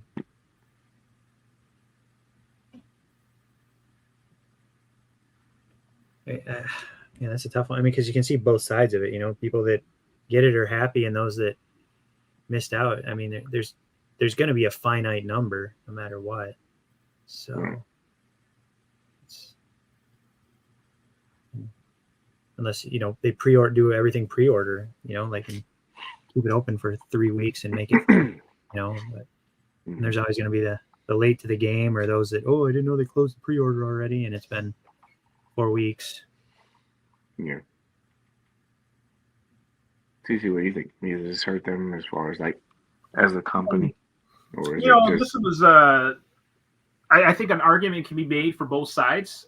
We were talking about this a little bit, earlier in the green room, and I like it.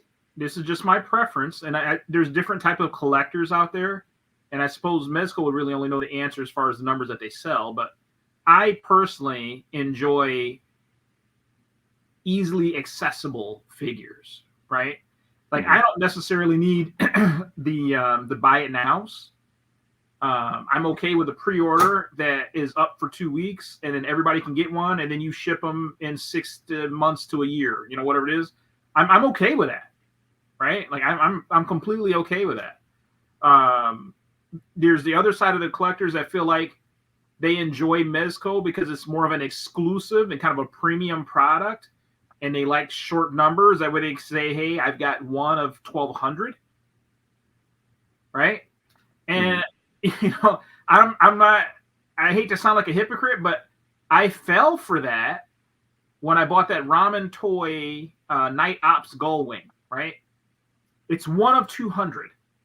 I bought one. I don't own a single other one, but I bought one because there's only 200 made. And after I got it, I'm looking at my stuff like, this was stupid, because now I've got something that's one of 200. Am I even going to open it? Can I enjoy it? Or is just the fact that I know I have one of 200 of something made? So for me, it's far more fun when I can have these figures in hand and be able to just enjoy them, and know that if I do break one messing around with it, that I can replace it without having to pay an arm and a leg, right? Like to me, that's just more enjoyable of a collection, instead of just having this thing that's on the shelf. It's one of 50, and one day I might be able to quadruple my money on it, but that's not the reason why I collect. Yeah. I'm sorry, I'm laughing because I got this joke.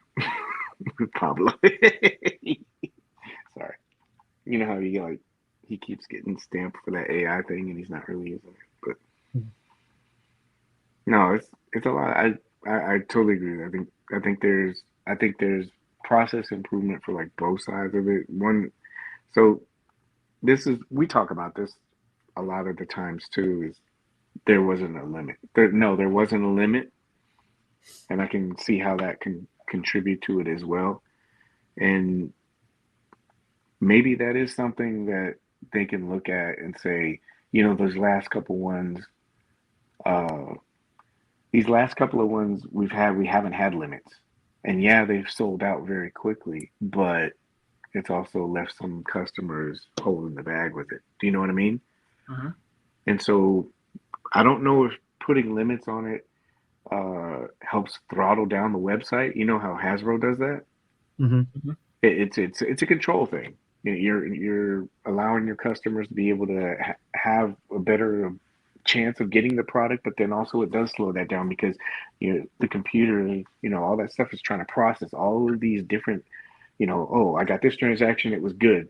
Remove this from the the production run. That's a lot of shit happening all at once. And so I think that having limits does help all of those things. It controls the aftermarket stuff because people don't get as many.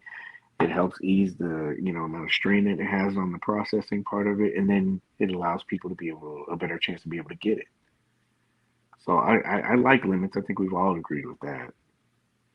So I was the victim of not being able to get something this week that I really wanted.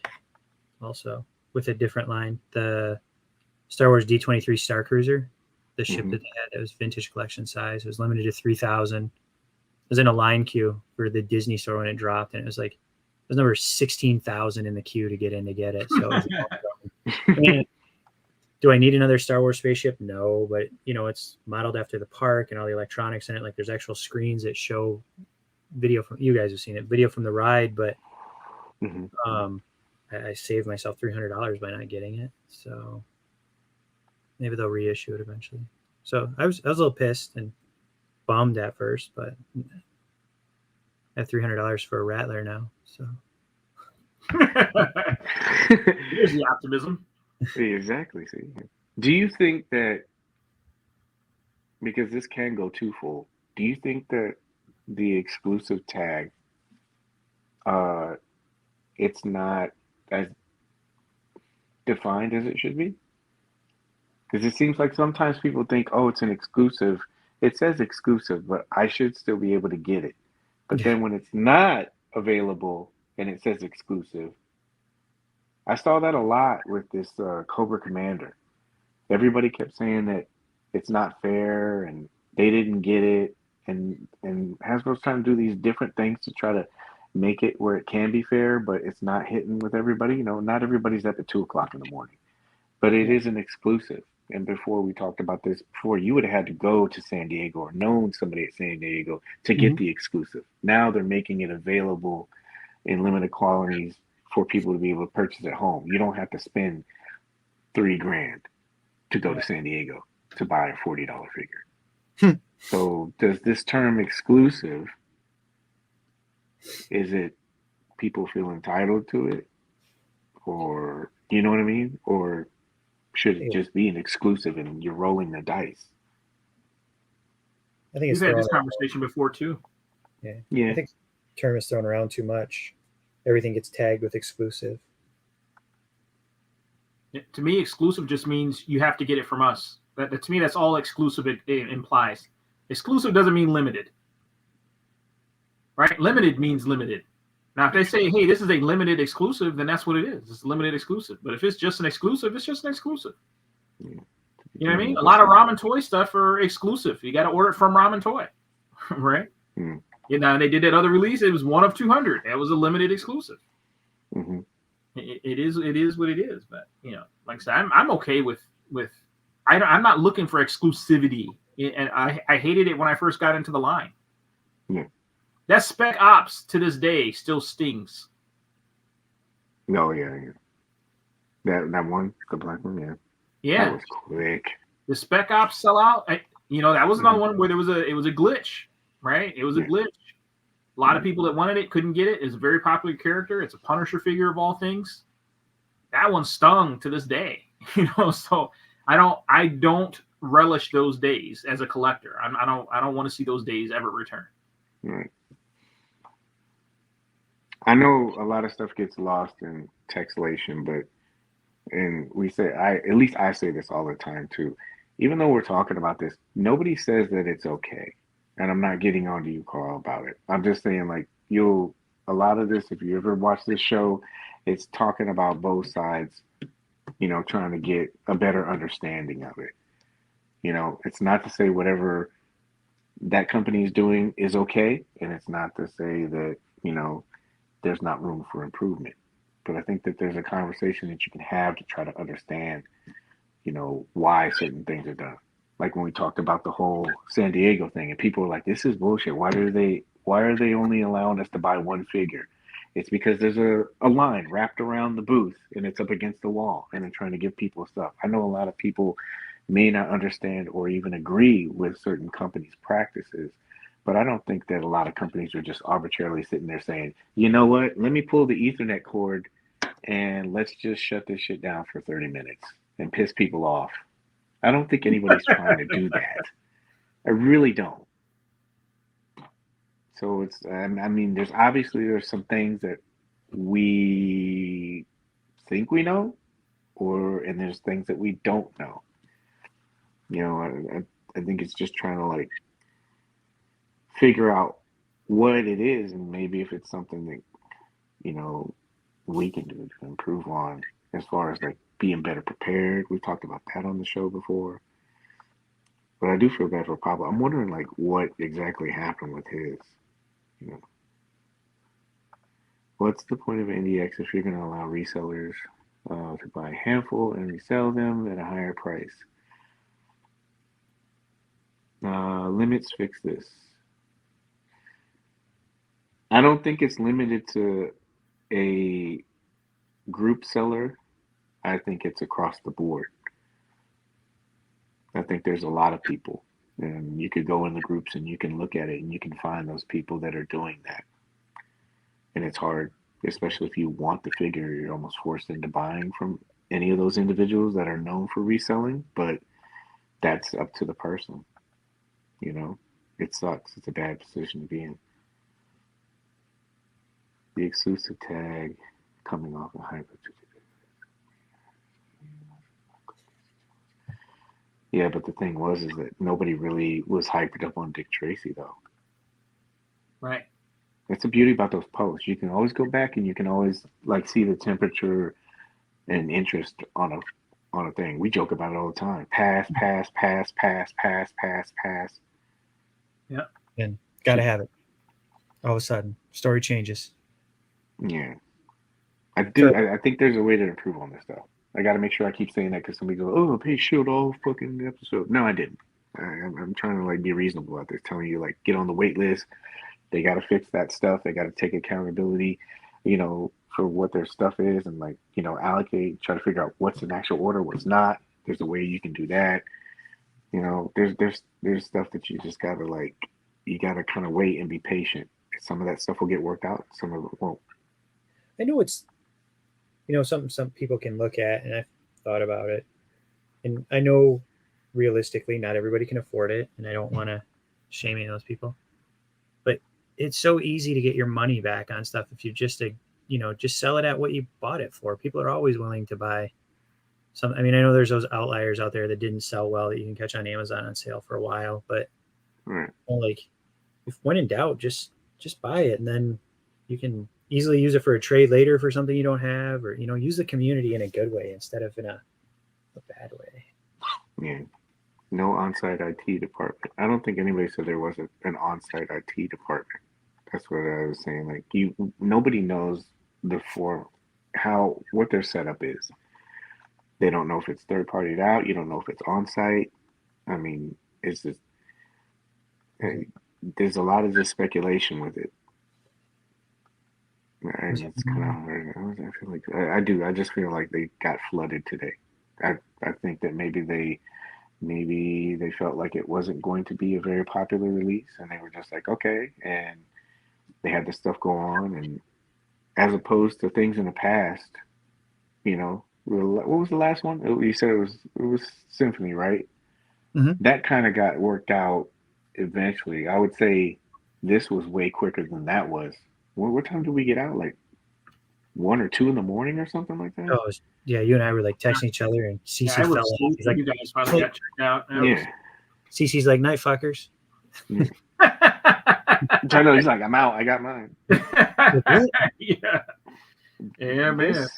This I don't know either. I don't know if this has anything to do with Mezco's website. I thought that this was going to be previews, I think.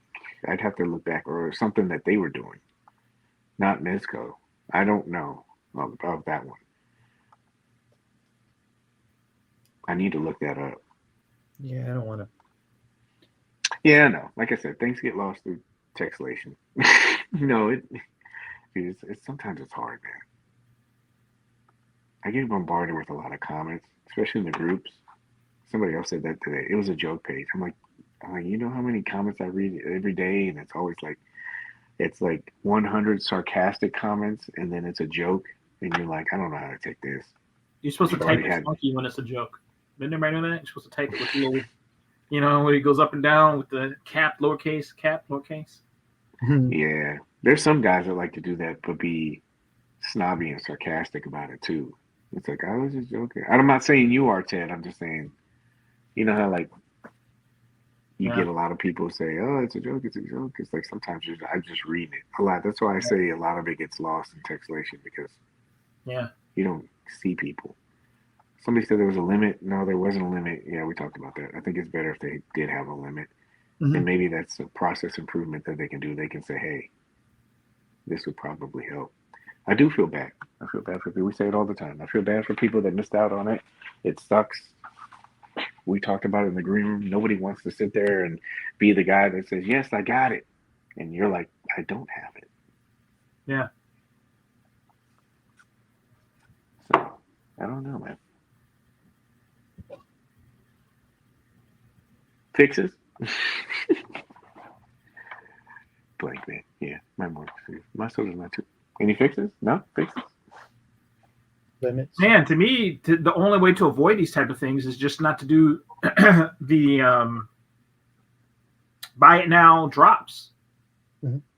You know what I mean? If everything was just pre-order and made to order, but like I said, do you lose?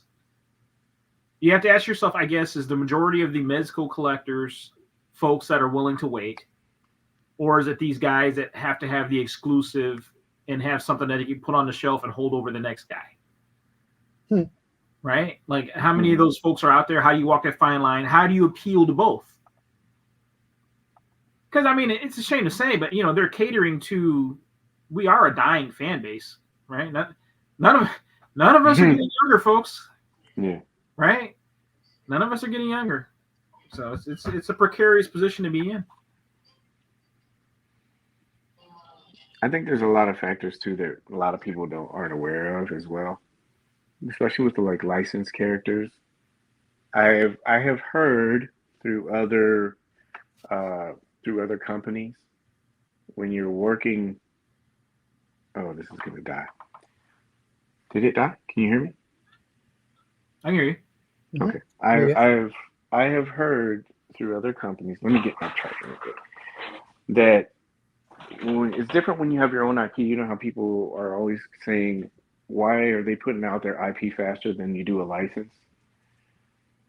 Well, obviously, when you're going through a licensor, you got to go through the licensor approval and everything too, right? Yeah. So there is an agreement between the company and the licensor. And the licensor sometimes will put those, they'll put those certain restrictions or guidelines on a company. Hey, you need to move this many units. Hey, we want to see this figure before it even goes out. Hey, we want you to drop this date. So, I can see all these like multi-layered kind of problems that you kind of run into. Like if you say you have an open pre-order, but what if that company tells you, we want you to do an open pre-order. We want it to last this amount of days. We want to know what the numbers are. And then we'll make a decision on if we're going to go through with it after you give us that data.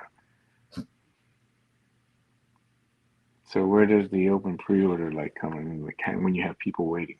There's just like a lot of factors, man.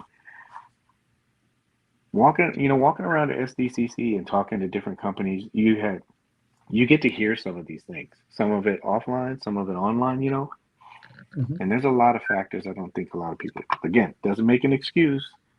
It's just there's a lot of stuff I don't think that we're privy to that makes some of these things a lot harder than what it should be. It would be cool if you just said, yeah, it's open pre-order.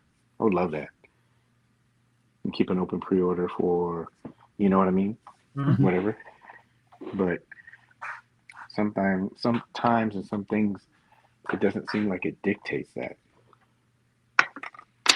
It would be cool if people had the chance to just get it. Both of these are going out. That sucks. Anyway, beat that to the ground. Yes. Please, if you're not on the wait list, join the wait list. I really think that you'll see quite a few of them convert once they kind of figure some of this stuff out. I know it's frustrating, but what is it? Even their own IP, they don't do enough. Red Eye was gone quick. They did low numbers for that figure.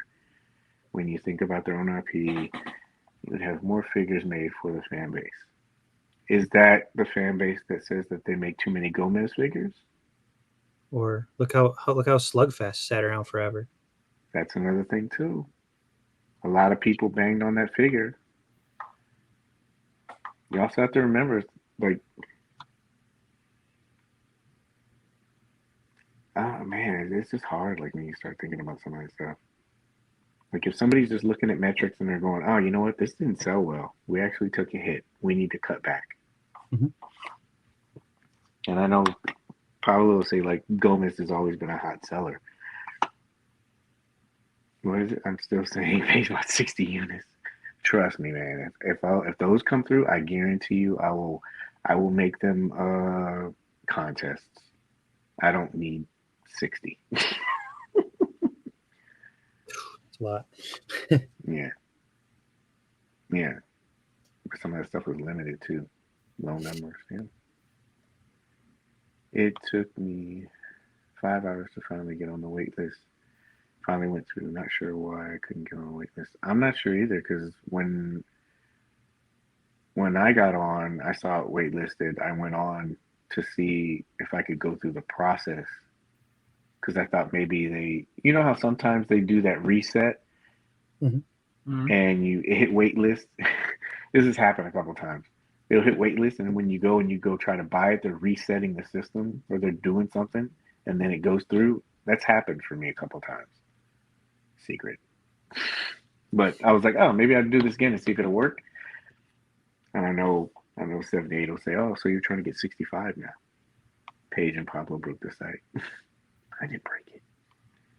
But no, I would definitely, if I get extras, trust me, I'll make sure to put it on there. Anyway, yeah, it's not to like beat this in the ground. It is something that's a process improvement that they need to probably look at it. Because you don't want your fan base. That's why I was asking if you thought that this would be taking away from the overall product for the year.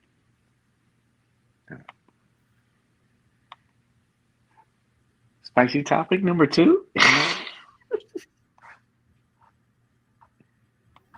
Do we need a break? Let's do that. First 12. Yay. Yay. I had my iPad, Mac, PC. I did too. I had 3. I had my 2 phones. I had my computer, and I had something else up. And I was just trying to get it to go in. Nope, Red Eye Gomez. It was Star Wars. It's always Star Wars cells. Yeah.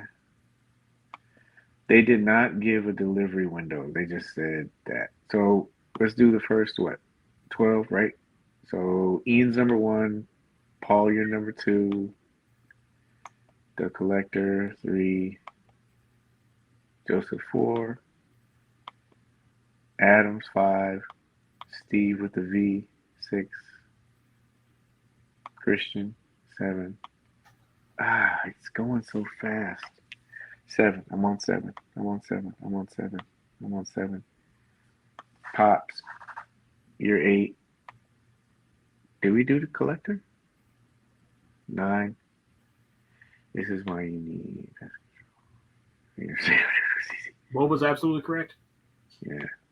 Hamrock is 10. Steve, I thought you already did it, right? That's a double, right? Yeah, that's a double. So, Steve, we already got you. Evening.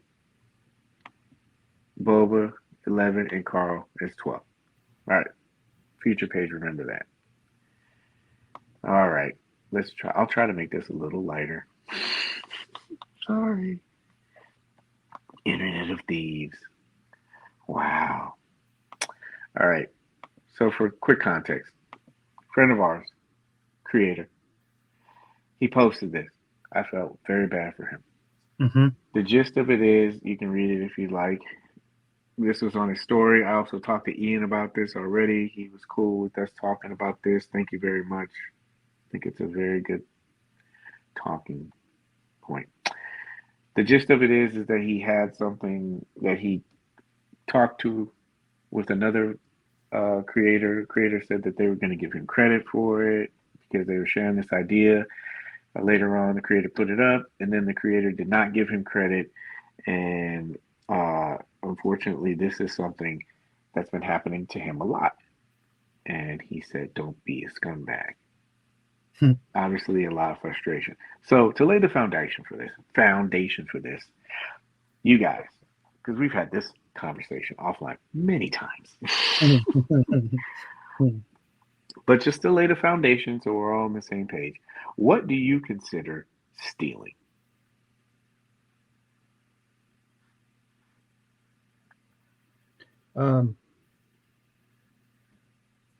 Borrowing people's work, just not giving people credit. I mean, you're inspired by, like, even if you're inspired by somebody's previous shot and you don't say, like give them a shout out, like, hey, my shot's inspired by the Toy Paige, or then you're not giving credit. And I don't know. I'm like, I guess I just go back to college where you have to cite all your sources. Like people know that the community is small enough. I mean, it's a big community, but it's small enough to know, everybody's going to know an Ian shot at any time. Like, Ian's style, especially if you're talking to him about it. Like that's shit. What a douchebag. So, but if you borrow or copy or are inspired by somebody's work and you don't give them credit, that's stealing. Okay. I want to talk about this really quick because I think to me it's two different things. So it says, so if a photographer used my diorama, they get their work published or used by a company, they should credit me my work. In my opinion, yes, but that's 100%. just me. That's just me though. I think that you should give credit to anybody. Like if somebody built something for me and I was using it, why not give that person credit? I wanted to talk about it because none have. That's a shame. It should happen. Why wouldn't you want to endorse the artist that actually helped you create something? Mm-hmm. But that's just my opinion. If you're in a contract with a company, I think it's cool of them to be able to say, hey, this diorama, we commissioned this person, and this person built it. But if they paid you for it, that's almost like something too. But that's a different thing that I'm talking about. I'm talking about something where if you had a concept where you took a shot and did something, or even in my case, we've talked about this before, I'm trying not to be self-serving with this. If you provided information or you did something and then somebody took that from you and then used it and passed it off on their own, that to me is stealing. That's stealing. And that's pretty much what Ian was talking about. Mm-hmm. And I know a lot of times we don't talk about it, but Cece, so what about you? What do you think? What do you So consider as far stealing? as the diorama question, I would say if trying to phrase this appropriately, if I buy a diorama from someone, right, my purchase is your credit, in my opinion. Right. Mm-hmm. Right? Like if I bought something from you, I should be able to use it for whatever I want to use it for without having to give you credit for that. Right. Right? Because you charged me a fee. You've been compensated for your work. I don't think there's anything stolen there, right? Just because along those lines, I'm not going to credit the person that made the camera that I'm using to take the picture, right? Where do you draw the line there? Am I going to say, hey, big shout out to Ulanzi for providing the lighting that I used to make this photo? You know what I mean? Like where do you draw the line there? You purchased all of those things to be able to use however you see fit. Right. Right? Mm-hmm. To me, when you're talking about when do you need to give credit is when you take something from someone without paying for it and then use it for your benefit. Right. Right? Like that's where the credit thing to me is different, right? If I see something of yours, then I take it and then use it. It's only the right thing to do to want to give credit for that. But if I buy something from somebody and then I use it, I don't think it's real. Is it nice to do that? Yes, absolutely. That would be really nice to give somebody a shout out. And I've done those things where I've had work commissioned from people, and then I post a picture when I get it in and say, hey, look at this cool shit that I got from this guy. He made it, hit him up.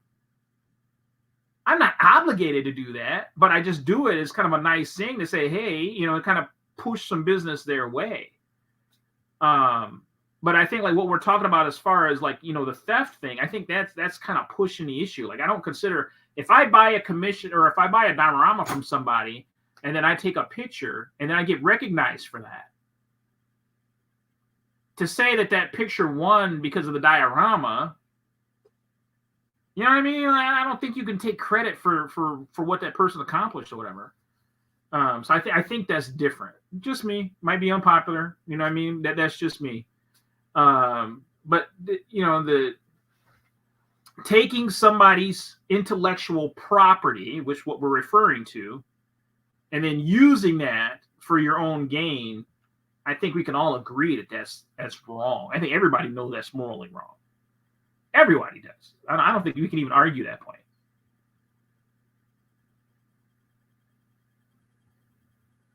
I can't hear you right now, Paige. Nope. There you Still go. not there. Maybe. I can't hear you at all, Paige. Mm-mm. The headphones died on you. Mm-hmm. Still not. Oh man. MC, what's your take on the diorama thing while he's getting his sound back? Yeah, I don't know. I mean, I haven't posted shit in a long time, but usually I'll just like say it's I'll use like the hashtag Mezco or whatever is a Mezco figure, and then like shout out to CC for the whatever you built for me. You know what I mean? Like that's just how I do it. Like just to give you credit. I mean that's just what I do. Like I don't know. It goes back to being penalized for not citing enough in school. I guess I don't know. Yeah. So give credit to the source. But Yeah, that's what I was saying. I think that there's a line between that too. And one of the key words you said was agreement. Like if you commission somebody buy something from you already purchased from them. So there's an agreement between the two parties to say, I'm paying for this and I'm going to be using this. Right. I think that's different than somebody that has an idea. You heard about that idea and you pass that idea or information or whatever it is off as your own. It would be like if, in this case with 78, say, if I saw you and you put blueprints up for a diorama, and then all of a sudden I jumped in and I copied that same design and I started selling it. Is that okay? I literally just did the same thing. And that's the point I was like trying to make with all of this is like, and it seems like everybody's okay. Like there's a loophole. I don't understand why there has to be a loophole to anything. If I bought something from somebody, I would probably like, yeah, I'm gonna tell who built it. Because there's two things with that. For one, why aren't you trying to promote the artist that actually did something or collaborated with you? What's the problem with it? I didn't build it. Why not bring up the other person with me? Because not only does that put me in the circle of like this limelight of say, oh wow, that shot was good, that whole diorama was good. Hey man, I didn't build that. My friend did. Oh, your friend did? Yeah. 78 built it. Oh really? Let me go check his stuff out. You're bringing somebody else along with you, so why wouldn't you try to build somebody else with you? That's the problem. Like with me, like I don't see what the big deal. Yeah. Yeah, I see where you're coming from, Paige. is Paige froze for UCC? Yeah, I think he's frozen again. Yeah, just for along those lines, I think it kind of comes along those things where it's the nice thing to do. You know what I Why mean? not? When you get a chance to do that. We lost you there for a minute, Paige. Your connection's really bad. Oh, there he goes. Florida ate him too. It's Ernesto. What's Paige going on just, down there? Paige just disappeared altogether. Yeah. Did the rapture happen? It's We've been left behind, CC. the rapture. Oh God, let's hope not. Right? Boom. Let's hope not. Yeah. Yeah. I kind of figured anyway that I wasn't going to make it on the first get out. Yeah. So that's funny. That's all funny. the sinning you've been doing, you knew you weren't going anywhere. Yeah, I'm stuck to see what happens. Yeah. Can you hear? Can you hear? We can hear you now, man. Paige, what's life like on the other side? Oh, they're trying to shut me up. Yeah. What is it? I would never give Canada making credit. I think you're missing the point. You really are.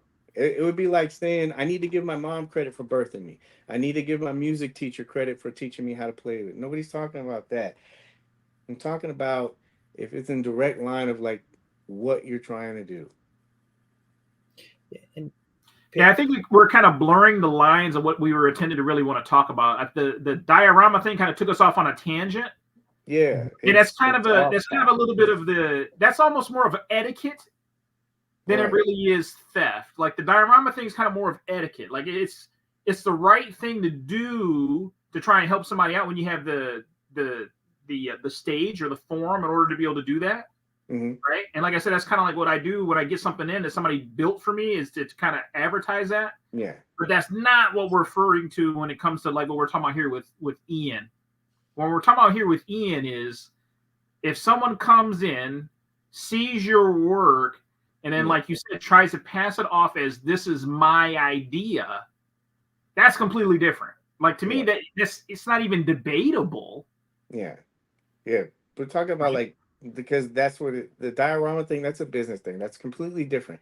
Completely different. We can bring it back to this. Let's say you're at work and you do a bunch of work at your job and you do it really well. And then all of a sudden everybody gets in this room and then the boss says, yo, whoever worked on this project, you did really well. I want to recognize that person. And then the guy next to you says, I did it. And you look over, you say, what? There's nothing paid involved or anything like that. It's just your job or something that you were doing. Somebody took credit for it. We're not talking about anything paid. That's completely off track. You can still make an argument for that. But still, if you did work on something and somebody stepped in front of you and said, I did this. That's what we're talking about. Right. And we see it all the time. Right.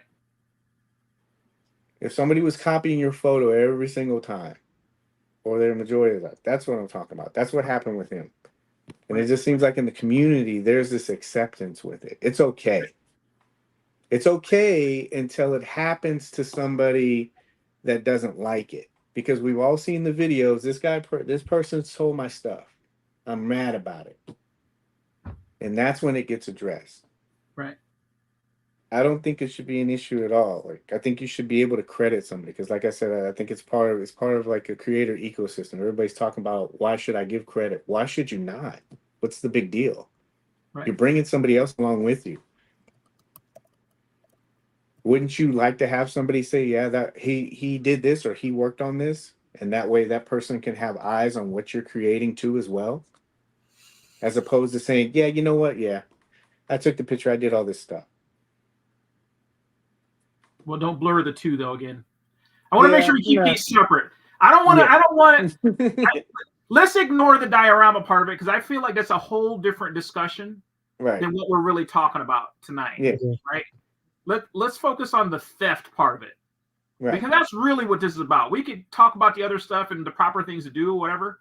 Yeah. But I think we can all agree that it's wrong to take someone's idea and pass it off as your own, period, point blank. Right. Like there's no discussion about that. There's no way around it. There's an etiquette to that should be, as people of the hobby, that we should all understand that you just should not do. The problem is we live in a very immoral world where people just have no problem and they feel like it's a victimless crime. And that's where that kind of stuff all really, falls in.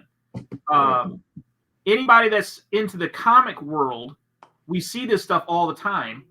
And there's always an ongoing debate when a cover is inspired by another cover, the expectation is that you put on there homage to this original artist, right? Mm-hmm.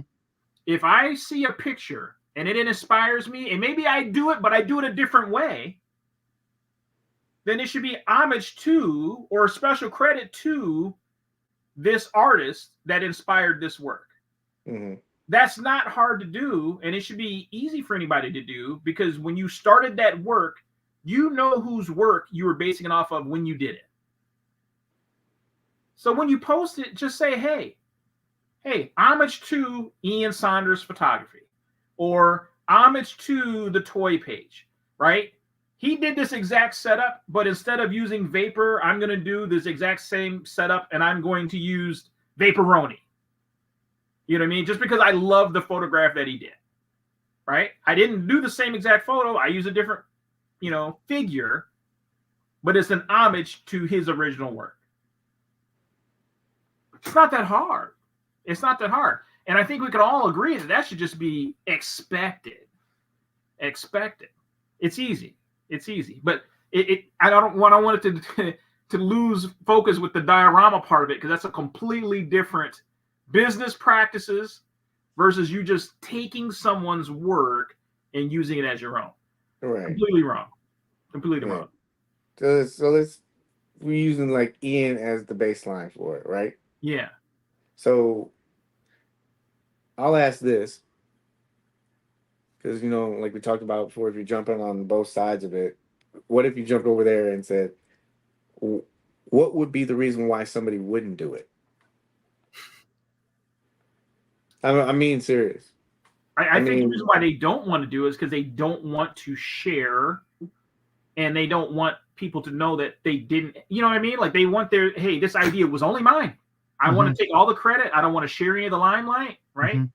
And I hate to say it, but to me, that's an insecurity. When you're unable to be able to do that, to me, that's a sign of insecurity. You're saying, hey, I can't afford to share this limelight, because maybe if I let people know that, man, I got this idea from Ian, that they're going to go and take a look at Ian's work and be like, well, damn, the original is better than this one.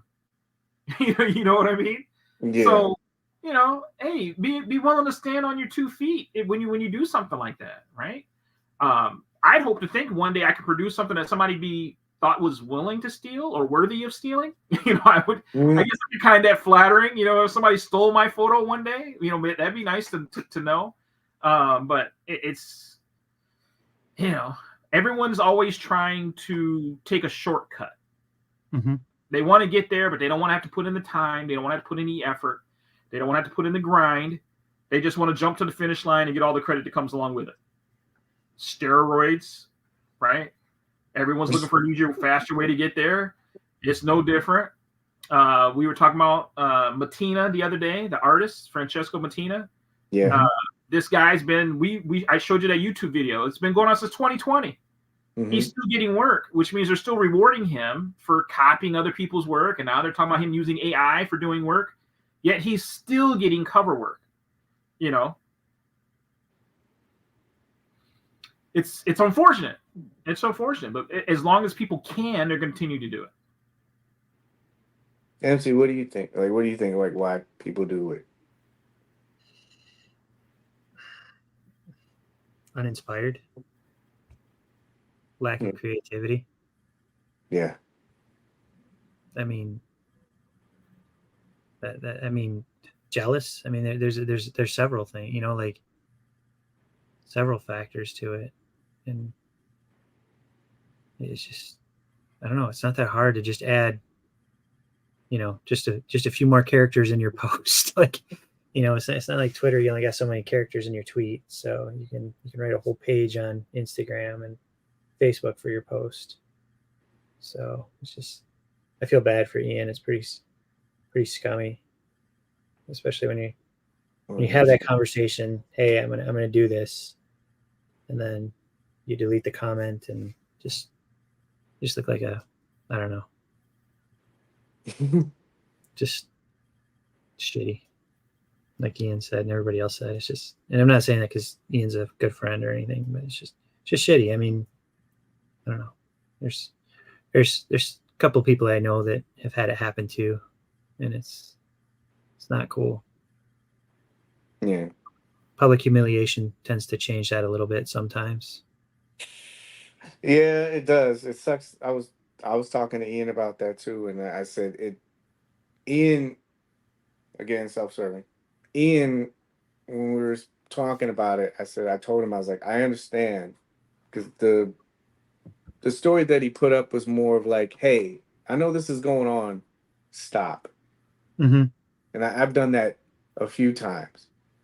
And like you said, what sucks is that I didn't want to like take it over like that, but what sucks is, in parallel to what he's saying, is you're trying to be very polite about it.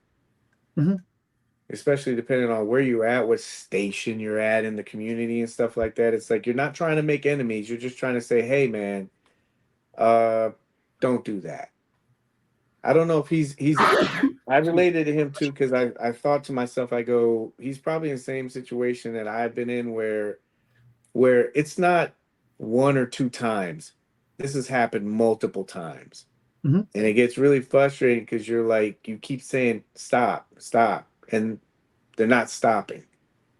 And you're putting all of this work, you're putting all of this energy in, and somebody's just like, yeah, I'll take it. And then you don't want to be the person to say, hey, man, I'm going to Kendrick Lamar you and just throw out all this stuff on you. And then you look like you're the hypocrite or you're being like that. Because you suddenly had this outburst. Because we all see people on YouTube. It's like, oh, man, look at this, another outburst video. This guy stole my stuff. Nobody sees it like that. Nobody understands the backstory about maybe how long you've been dealing with it. Mhm. And when I was talking to him, I could tell he had been dealing with it for a long time. Mhm. Yeah. So, I'm sorry. Ian definitely took, the moral high ground too, and not naming names or referencing his photos or anything like that. I mean, Mhm. man, I commend him for that. But I mean, Ian's an artist. Like that's fucked up. I mean, are you just gonna steal from somebody else? Like repaint the Mona Lisa? I don't. Obviously, Mona Lisa's slightly different, but like it's shitty.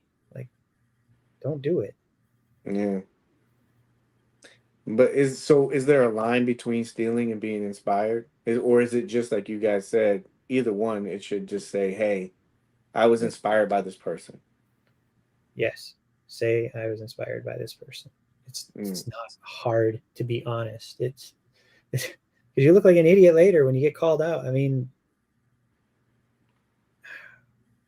Paige, like Yeah. when, like I don't want to spread his word. You should credit that person. Yeah, that's what we're kind of like getting at.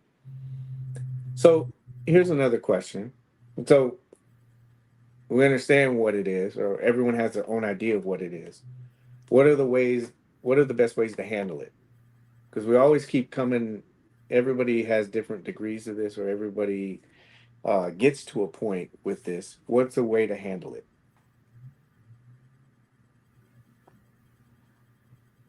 CC. MC stays strapped. Hey,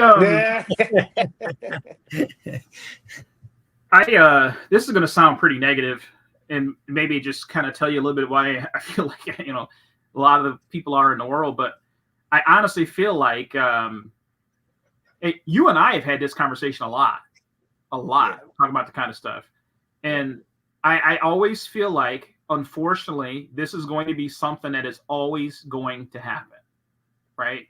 Mm-hmm. Like, no matter what, you can count on people breaking the rules. That's the reason why we had to invent rules to begin with, because there are going to be people that aren't going to follow them. So if we're going to count on people being morally just, you're fooling yourself. I believe that. Like, this is never going to stop. It's never going to end. There are always going to be people out there that are going to steal other people's work and take credit for it as if it's their own. Why? Because there's a lot of people out there that are far less talented and they're jealous of those others. And this is going to be the only way that you're going to get there. Right? Mm-hmm. So to me, if you're one of these people that have something worth protecting, that you really have to be willing to protect it, which means watermarks, time date stamps, right? We've heard a very, very popular phrase, time stamp it. It's a necessary evil, right? It's really the only way to do it, because you got to be able to show it. Hey, man, when the time comes, you took this idea from me. I posted this at 7:45 on August 14th. This was on social media, right? And I feel like if people aren't willing to call people out on that doing it, they're just going to be more apt to do it. Right? This is a big thing in the comic world. Really big. Really big.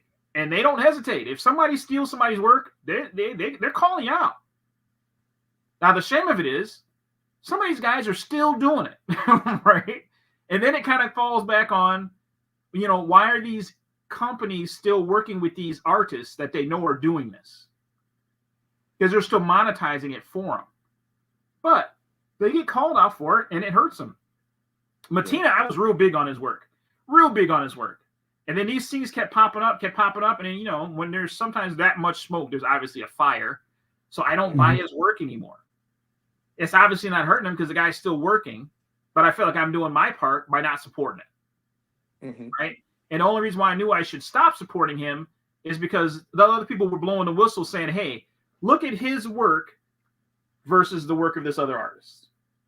Right? And then it's deniable. When you have the facts like that, you gotta put it out there. So I really feel like, you know, these content creators, you know, you guys that are very good at what you do and very popular. I'm not saying that, you know, it's your responsibility to do it, but you can't rely on people to do the right thing. You got to protect yourself. Yeah, unfortunately. MC, what do you think? I've seen people stay silent, and then I've seen a community rally around somebody once and call out somebody on their post publicly, and then finally they fixed it. So I like public ridicule. I think it's appropriate, especially if the one I saw, you know, led to you know, some prize of some sort, and you know, it's like you know, beating around a bush, but that's the best example I can think of is, you know, like everybody kind of rallied around the original creator and like, hey, what the shit? I saw this done by so-and-so. And then finally a few people became a lot of people. And next thing you know, they're getting, oh yeah, by the way, it's easy to edit the post, but why not just put it in at the beginning? And I don't know. Just fucked up. Yes, Steve had a good comment here. I don't want that to get lost either. I think there are times when people are like-minded about certain ideas. That's happened to me a few times. And you know, like that car. Remember that car? I'm a slow worker, obviously. You know, like with certain projects, but I always show you guys. Oh yeah. And so I'll have something. Like, where you at in the project? I know I just got busy. But there's been times when, like that car, I painted that car, and then I saw somebody else in the group, they painted it. And it's like, shit, I should have just been a little bit faster. But I understand that sometimes that stuff's it's not intentional. We're all humans. We all have different experience, but there's some things that kind of connect us, and so we might have the same idea of something. I'm not talking about that. Those like rare occurrences, maybe 2-3 times. I'm talking about something like habitual. Like when Ian said, when I spoke to him, this was something that was reoccurring. And I think that's the difference. It's not like once, 3 times, 5 times. It's a pattern and it just keeps happening. That's the point that I'm talking about. I think for me, in experience, and then also what I mentioned to him is like, I think one way to handle it obviously is like communication. Like you reach out to the person or that person reach out to you, and that way you at least kind of know you're on the same page. I saw somebody comment and say, well, what if you don't even know? Well, Ian said, he made a good point. How am I supposed to know if I inspired that person when they didn't even tell me? And it would be something beneficial because if you did know that, you would feel better about it, and then you may even make a friend, right? Maybe that person doesn't even know that they're doing it consciously. But when you open that dialogue with somebody and you say, I asked him this, I said, did you reach out to this person? Then we started talking about that. But I think you should reach out to that person, or they should reach out to you and say, hey, what's going on? But be open about the conversation. I think that's the biggest thing. Conversation like stops right as soon as it does. Hey, man, I think you did this. I didn't do that. Yes, you did. No, I didn't. Yes, you did. And then it stops right there. Right? With me, you guys know me very well. With me, if I say, hey, you did this, that means you've done it probably 5 to 10 times. And I can show you what you've done. You know, I don't throw accusations out half-ass. It's like, I know what you did. I can show you what you've done. And a lot of people, it's funny because if that stuff's handled privately and somebody threw trump cards at me like that, like you did with Ian, like he said, hey, here's the screenshot. You know, here's you saying this. This was the agreement that we had. Why are you doing it this way? That's like proof. But like you said, CC, I think a lot of times people are just like, I don't really care. I don't care what proof you have. And that's the part of it that I don't agree with. And I think that the community should be more proactive about. Mick, I'll say Mick, like Mickey Benson, like he messaged me or he didn't message me. Something happened this week where just like we talked about, right? Is that San Diego? I'll do something original. I'll make these pictures look so unique that nobody could say that they did this. This is not standing at the booth. And I'm not calling this particular person out, but this is not standing at the booth pictures. These are pictures from behind the cabinet. These are pictures that are figures are out of the cabinet. There's no way anybody could take these pictures. And you see it later on. And he tagged me and said, hey, this person did these photos, you know? And that was a community kind of call out. And then the guy was like, oh, you know, and then he put my name on it. But I think stuff like that, that's a little bit more. Because if you got something from somewhere, whether it's Ian or whoever else, and you had enough time to take it, it doesn't take much to look down and say, this person did it, let me give it credit. In my opinion. You're just building a better community instead of like making enemies with people. Yeah. Yeah. Yeah. But what was it? There was something else I had on it. But yeah, so like with communication, like now that you've like had the communication, I think like that's what the action part of it is. Like even if you didn't agree with somebody and they did something, I think it should help you to have more awareness. Like if this happened to Ian and Ian messaged me about that, I'd be like, yo, okay, I need to be a little bit more conscientious of this because obviously this is something that happened. Instead of just shutting him down, it sounded like he kind of got like shut down with this. You know what I mean? Yeah. But it doesn't take much to like just say that some person did something. Personally, for me, I don't see what the big deal is, especially if you put as much work into it as he's done. Like we involved in classes with him. Fill the frame. Exactly. Miss that show. I do too. You know what's funny is just a little bit off topic, but I after doing that show with him, every time I look at somebody's photo now, I'm always looking for that rule of three thing to see if they followed it. Like every photo I see now, I look at that and I'm like, man, would it have been more dynamic if they'd have moved that instead of that being center frame? You know, use the thirds like he talked. It's the kind of stuff, but it's a shame, you know, that we even have to talk about this kind of stuff. But like, you know, me and you talk about it all the time. Like, it's just someone is always, you know, trying to find an easier way to get ahead. You know, if you ain't cheating, you ain't trying. I know what they always say all the time. It's a shame, but it's just it's human nature. It's human nature. Yeah. And, you know, I don't see it changing anytime soon. Well, that's the reason why I wanted to have the conversation tonight, because I think a lot of times it is just like, I get it. It's such a big problem that people just don't even want to tackle it. And even if this show, you know, even if people watch it, even if people cut it up and do whatever they want to do with it, at least some of the people in here heard it. And maybe that'll help to say, not saying this needs to be a witch hunt every day and be like, you call out every single person you think. That's not anyone's place to a certain degree. But I think just like if you saw it, hey man, I saw your photos over here, just wanted to let you know. And then maybe that person handles it. But at least it's acknowledging that there's something going on and there's people trying to like work towards it to get better, instead of saying, you know what, I understand what you're saying, Cece, but instead of just being like, it is what it is, you know, what's your drive to keep doing stuff if you know somebody's going to take it? You don't. You just get beat with it. You're like, why do I need to be creative when I know somebody's just going to take my creativity and use it for something else? That's what I got from his post. Yeah. He puts a lot of work in it. Somebody's just like, yep, mine. No, bro, that's wrong. Yeah. So we'll get off of it, but as much as we take in with that stuff and we see it out there, I think that it's okay to have the conversation so people are a little bit more aware of it.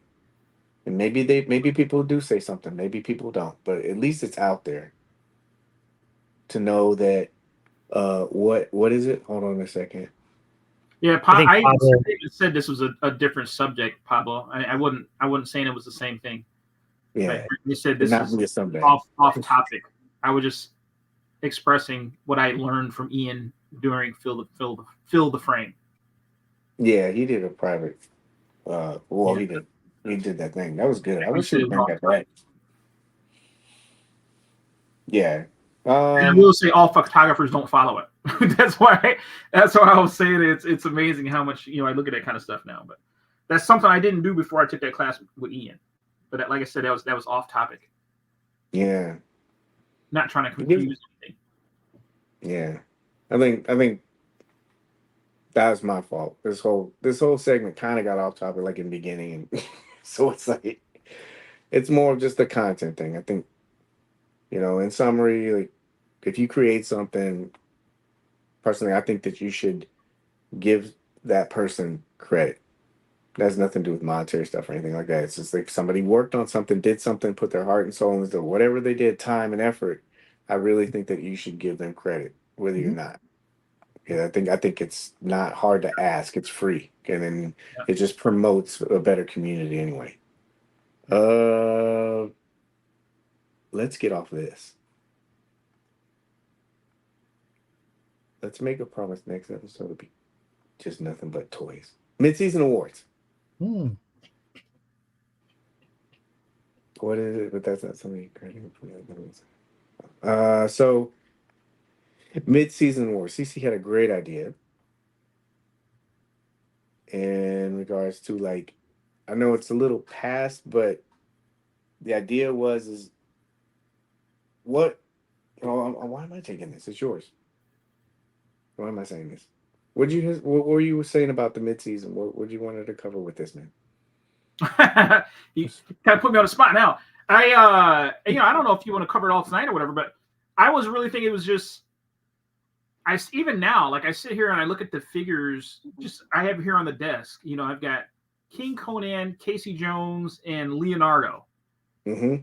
That's only 3 of the offerings that we've gotten so far this year.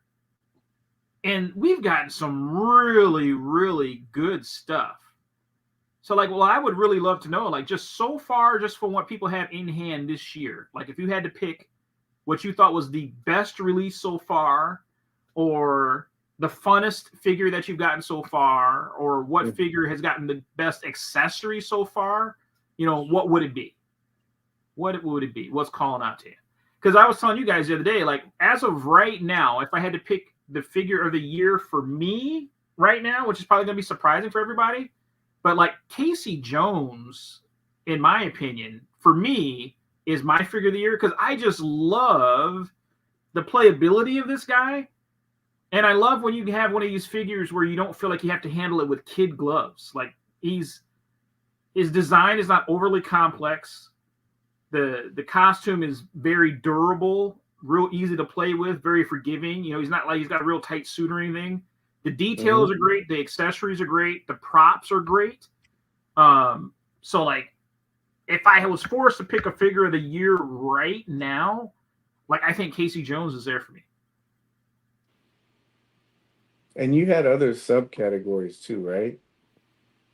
Yeah. You said what was it? Is best offering, best accessory. Yeah. What was the other one? I forgot. Best articulation. I'm trying to go down through it right now. Yeah. There's so many. Yeah. So you said for your Casey Jones is yours. MC, what's yours right now? I gotta look at the list. I'm trying.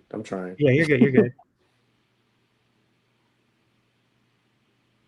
I think we're gonna start right about here-ish. So right where the Rangers at. What? 18? Gomez? Sorry. No. All right, yeah, Ranger. So from here down, pretty much. You know what, Paige? Be smart. Future Page. Where at? Right there-ish? Right here.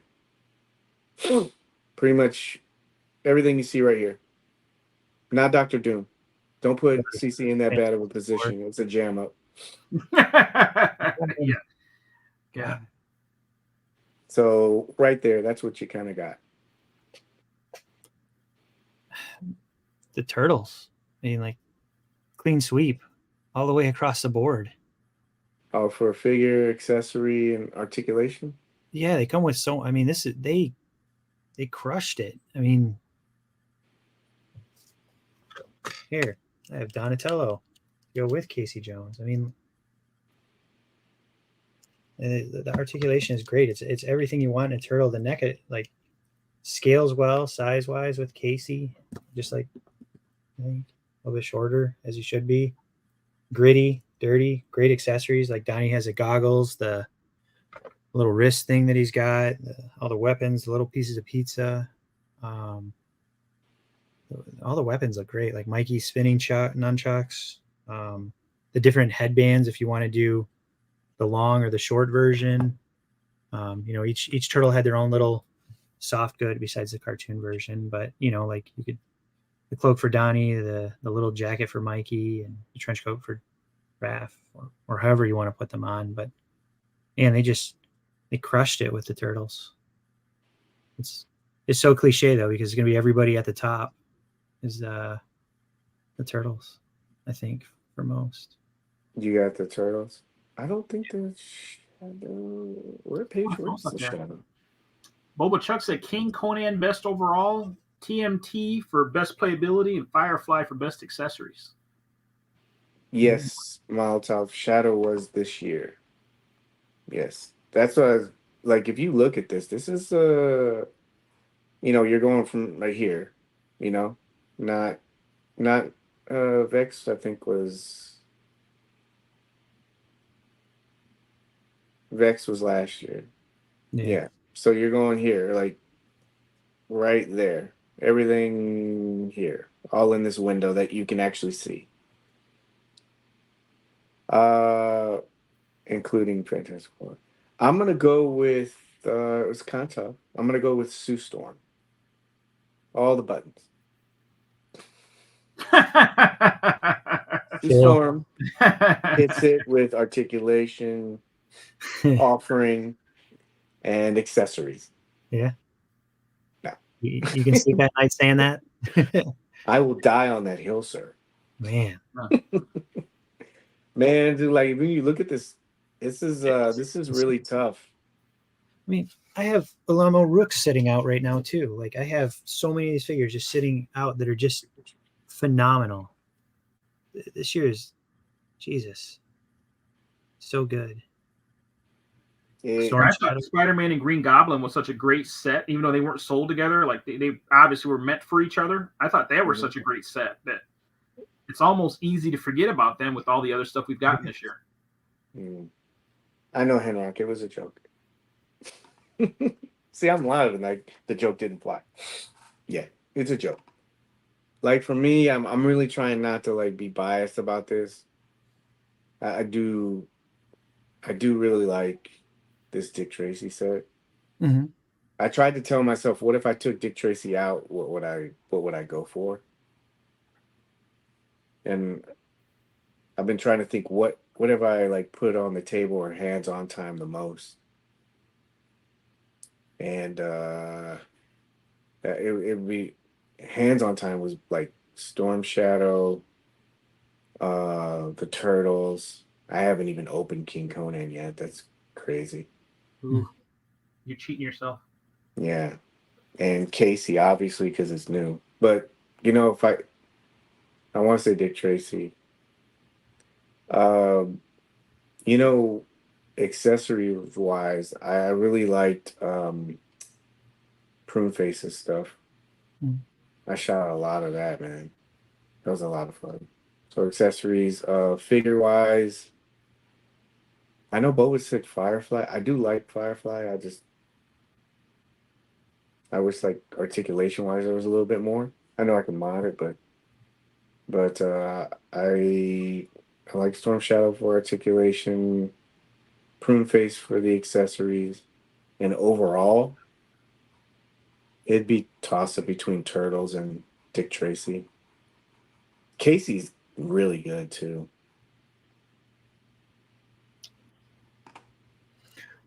What's one figure that you guys want to go back and put more hands on that you didn't spend enough time with so far this year that's been released? I haven't opened Conan. I'm gonna open them tomorrow. You want to be friends with Boba again? I get it. Trying to get that Dios. I'd give him credit. Yeah. For me, it's probably Green Goblin. Put more hands on. I really like Green Goblin. I don't. He's never went back in the box. He's still on his glider to this day. Never gone back in the box. But I don't get enough hands time with him or picture time. Green Goblin's really good. He's annoying. Okay, so I got two for you guys. What is one of the underrated figures that is in here? Like that you saw came out and you're like, okay. But then when you got it, you were like, wow, this is cool. So far. The most underrated? Yeah, the one that you saw, like it went up for pre-order and you're like, okay, this is cool, but I don't know if I'm gonna have a lot of interest. But then when you did get it, you were like, wow, this is actually a lot better than I thought. For me, that one would be Rook. Rook is really, really good in hand. Really good. Yeah, they did a good job with him. That's one of those figures. They just in person, he's really, really good. You don't have an appreciation for it. Probably the most unique figure of the year too. Probably. Rook? Yeah. Yeah. It didn't bother you, the whole Krieg reuse thing? No, he doesn't feel like a Krieg at all in hand. He does. You can tell it was base. You know, it's the base body. You could tell. I guess it almost feels like a custom. I guess, but he doesn't feel like a Krieg in hand. Yeah. What about you, MC? Like underrated? Well, Prune Face. Just because I didn't know what to expect when I ordered it. You know, I ordered them because I already ordered, Dick Tracy and Flat Top, and then when I got them in hand and the suit and all the accessories, I was just blown away by that. That one crushed it.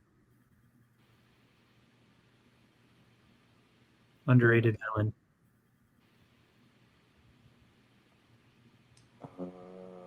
I had another one that I was going to ask you guys too.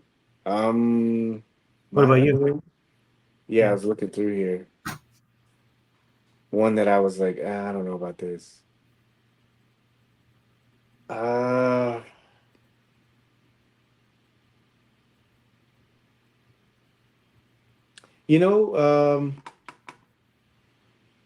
Firefly. When I saw him at SDCC, I was like, oh, this is cool. I don't know if it was the whole Boba thing, because when he, we met up and took it out, and like we were messing around with that figure, and then we were like two grown men, like this sounds bad. Two grown men, like we're just like at the hotel, and we were like in that little, garden area, and we're trying to get these like jungle shots. It was like you were a kid again, and your best friend came over, and you were just messing around with figures. I don't know if that has something to do with it, but when I was looking, I go, man, he knows, because he was sitting there. I go, wow, this is better than what I remember, because it was the finished product, and I was just looking. I was like, wow, they really did a lot with this. I knew it was gonna be cool, but not like that. So I guess Firefly with me. Okay, and of course, balance, right? Balance. Which one of these is one that you haven't put a lot of hands-on time, and you're just like, I don't need to invest a lot of time with this. It's not really one of my favorites.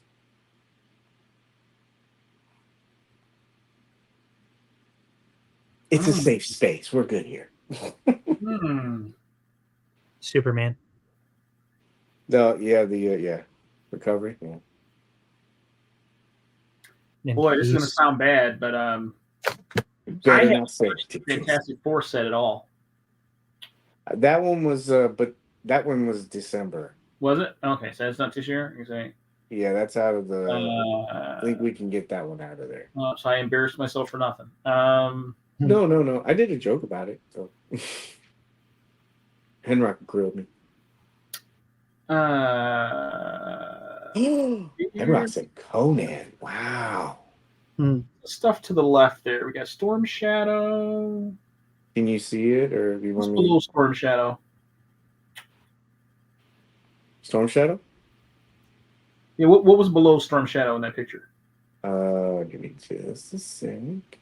Snake Eyes, the Commando edition. Commando Edition. I guess for me, I wasn't overwhelmed by the regular edition of Snake Eyes. I wasn't overwhelmed by that one. Like I felt like maybe if he would have come out before Roadblock, because Roadblock was so good, it set the bar really, really high. Mm-hmm. You know, and then Storm Shadow is so good that he kind of runs over Snake Eyes too. Like I think both of those releases really, really outshine Snake Eyes. Yeah. Not saying Snake Eyes is bad. I'm not saying that. I'm just saying those two were so good. Kind of felt like the same thing with Destro. You know, Destro was a solid release, but man, Roadblock is so good. He just kind of blew Destro away. Yeah. What was the last question, Paige? The last question I had was, which one of these figures did you not really put a lot of time hands on, or which one of the, or which one is your least likely one to play with? I'm trying to be nice. Remember, positive. Least favorite of the year. Nothing. For me, let's see here. For mine, man, it's kind of a toss up between, and it's only because I haven't put a lot of hands on time, between the Batman, sorry, CC, and and Recovery Suit Superman. I haven't put a lot of time with those two. I know I can say I'll probably like Conan, like even though I haven't played with him, I can probably tell you it'll be. Conan's good. Yeah, I can't wait to shoot that one. I really can't wait to shoot him. Hashtag take the damn shot. That's right. Yeah. I'm trying. Yeah, regular. C-Power said the same thing. Made up for the first release.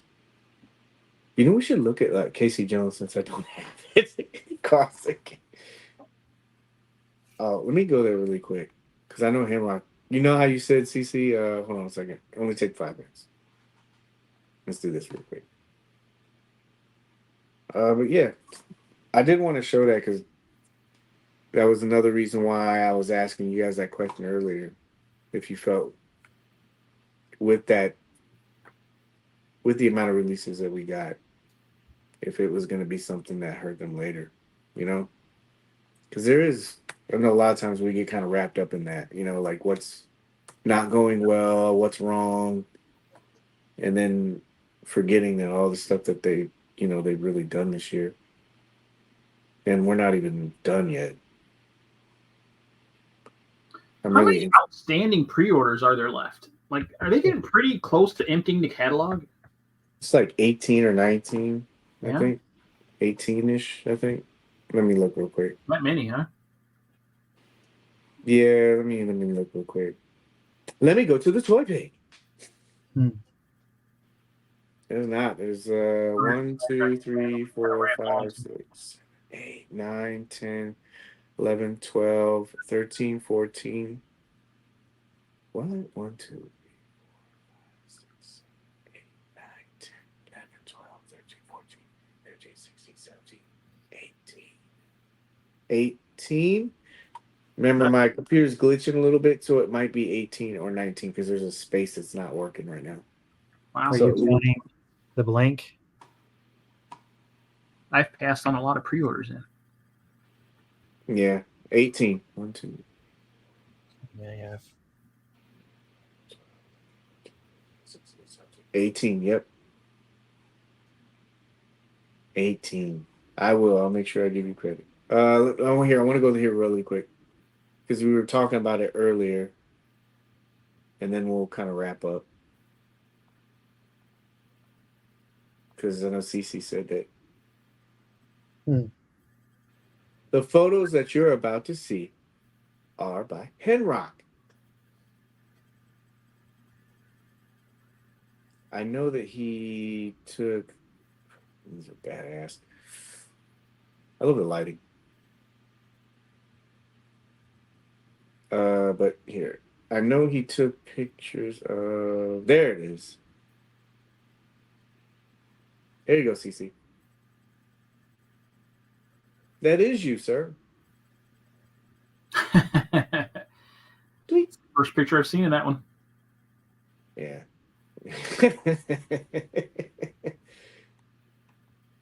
I met him at SDCC, man. He's cool. Really cool. Look at that. I was once a man. It's a horrible cover, Commander, but whatever. Here you go. Here's another one. Or was that the one I showed? I can't remember. It's a different one. So yeah, he was taking some. These Casey Jones shots are like nice. Thank you, sir, for actually taking pictures of it and not just getting one to flip it. Man, we were talking at SDCC, and it's really cool, like, to meet people. And I know that he and I like chatted on through Instagram. But if you look at this, like his body of work, I can't remember like dates wise. I don't know if I looked at that, but I asked him while I was there. I was like, man, how do you put out so much work? It's crazy, man. Like, and they're all like bangers. Jeez. Look at that, CC.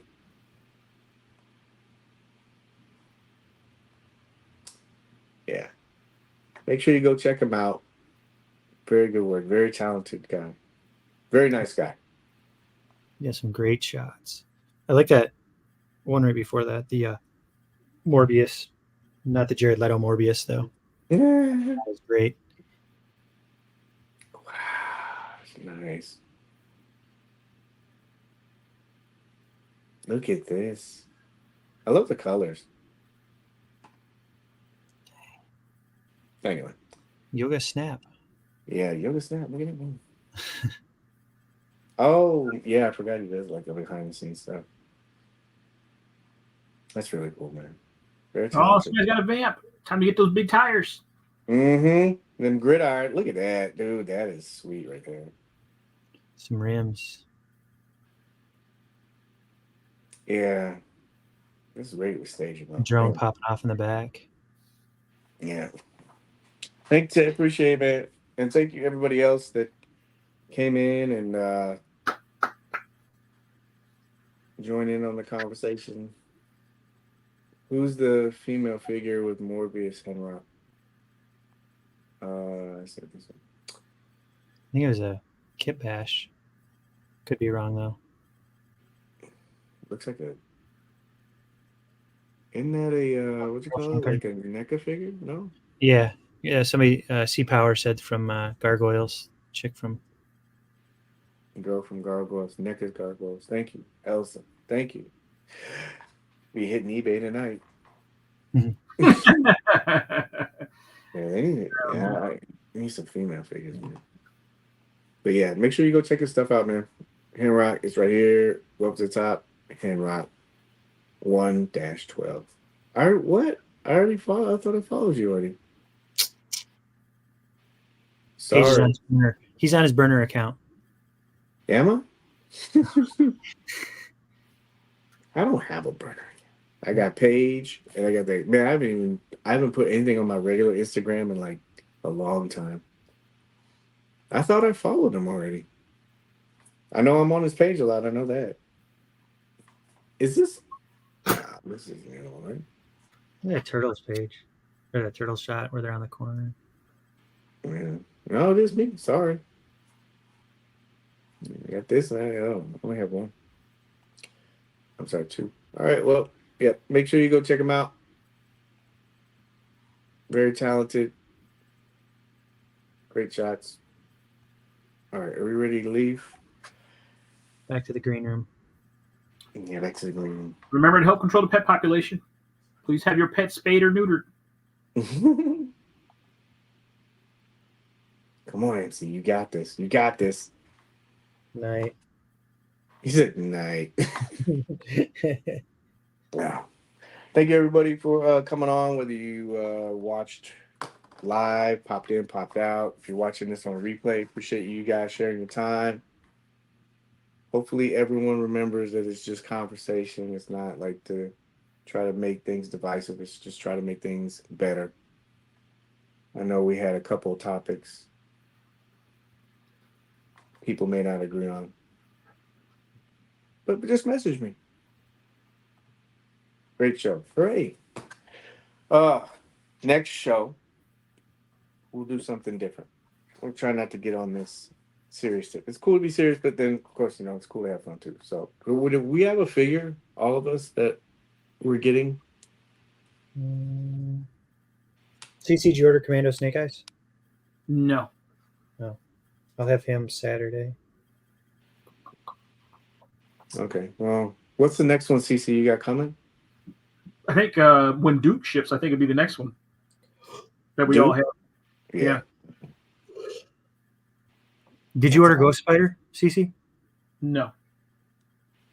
Man, guy's got like Zen-like restraint. He I'm does. getting good.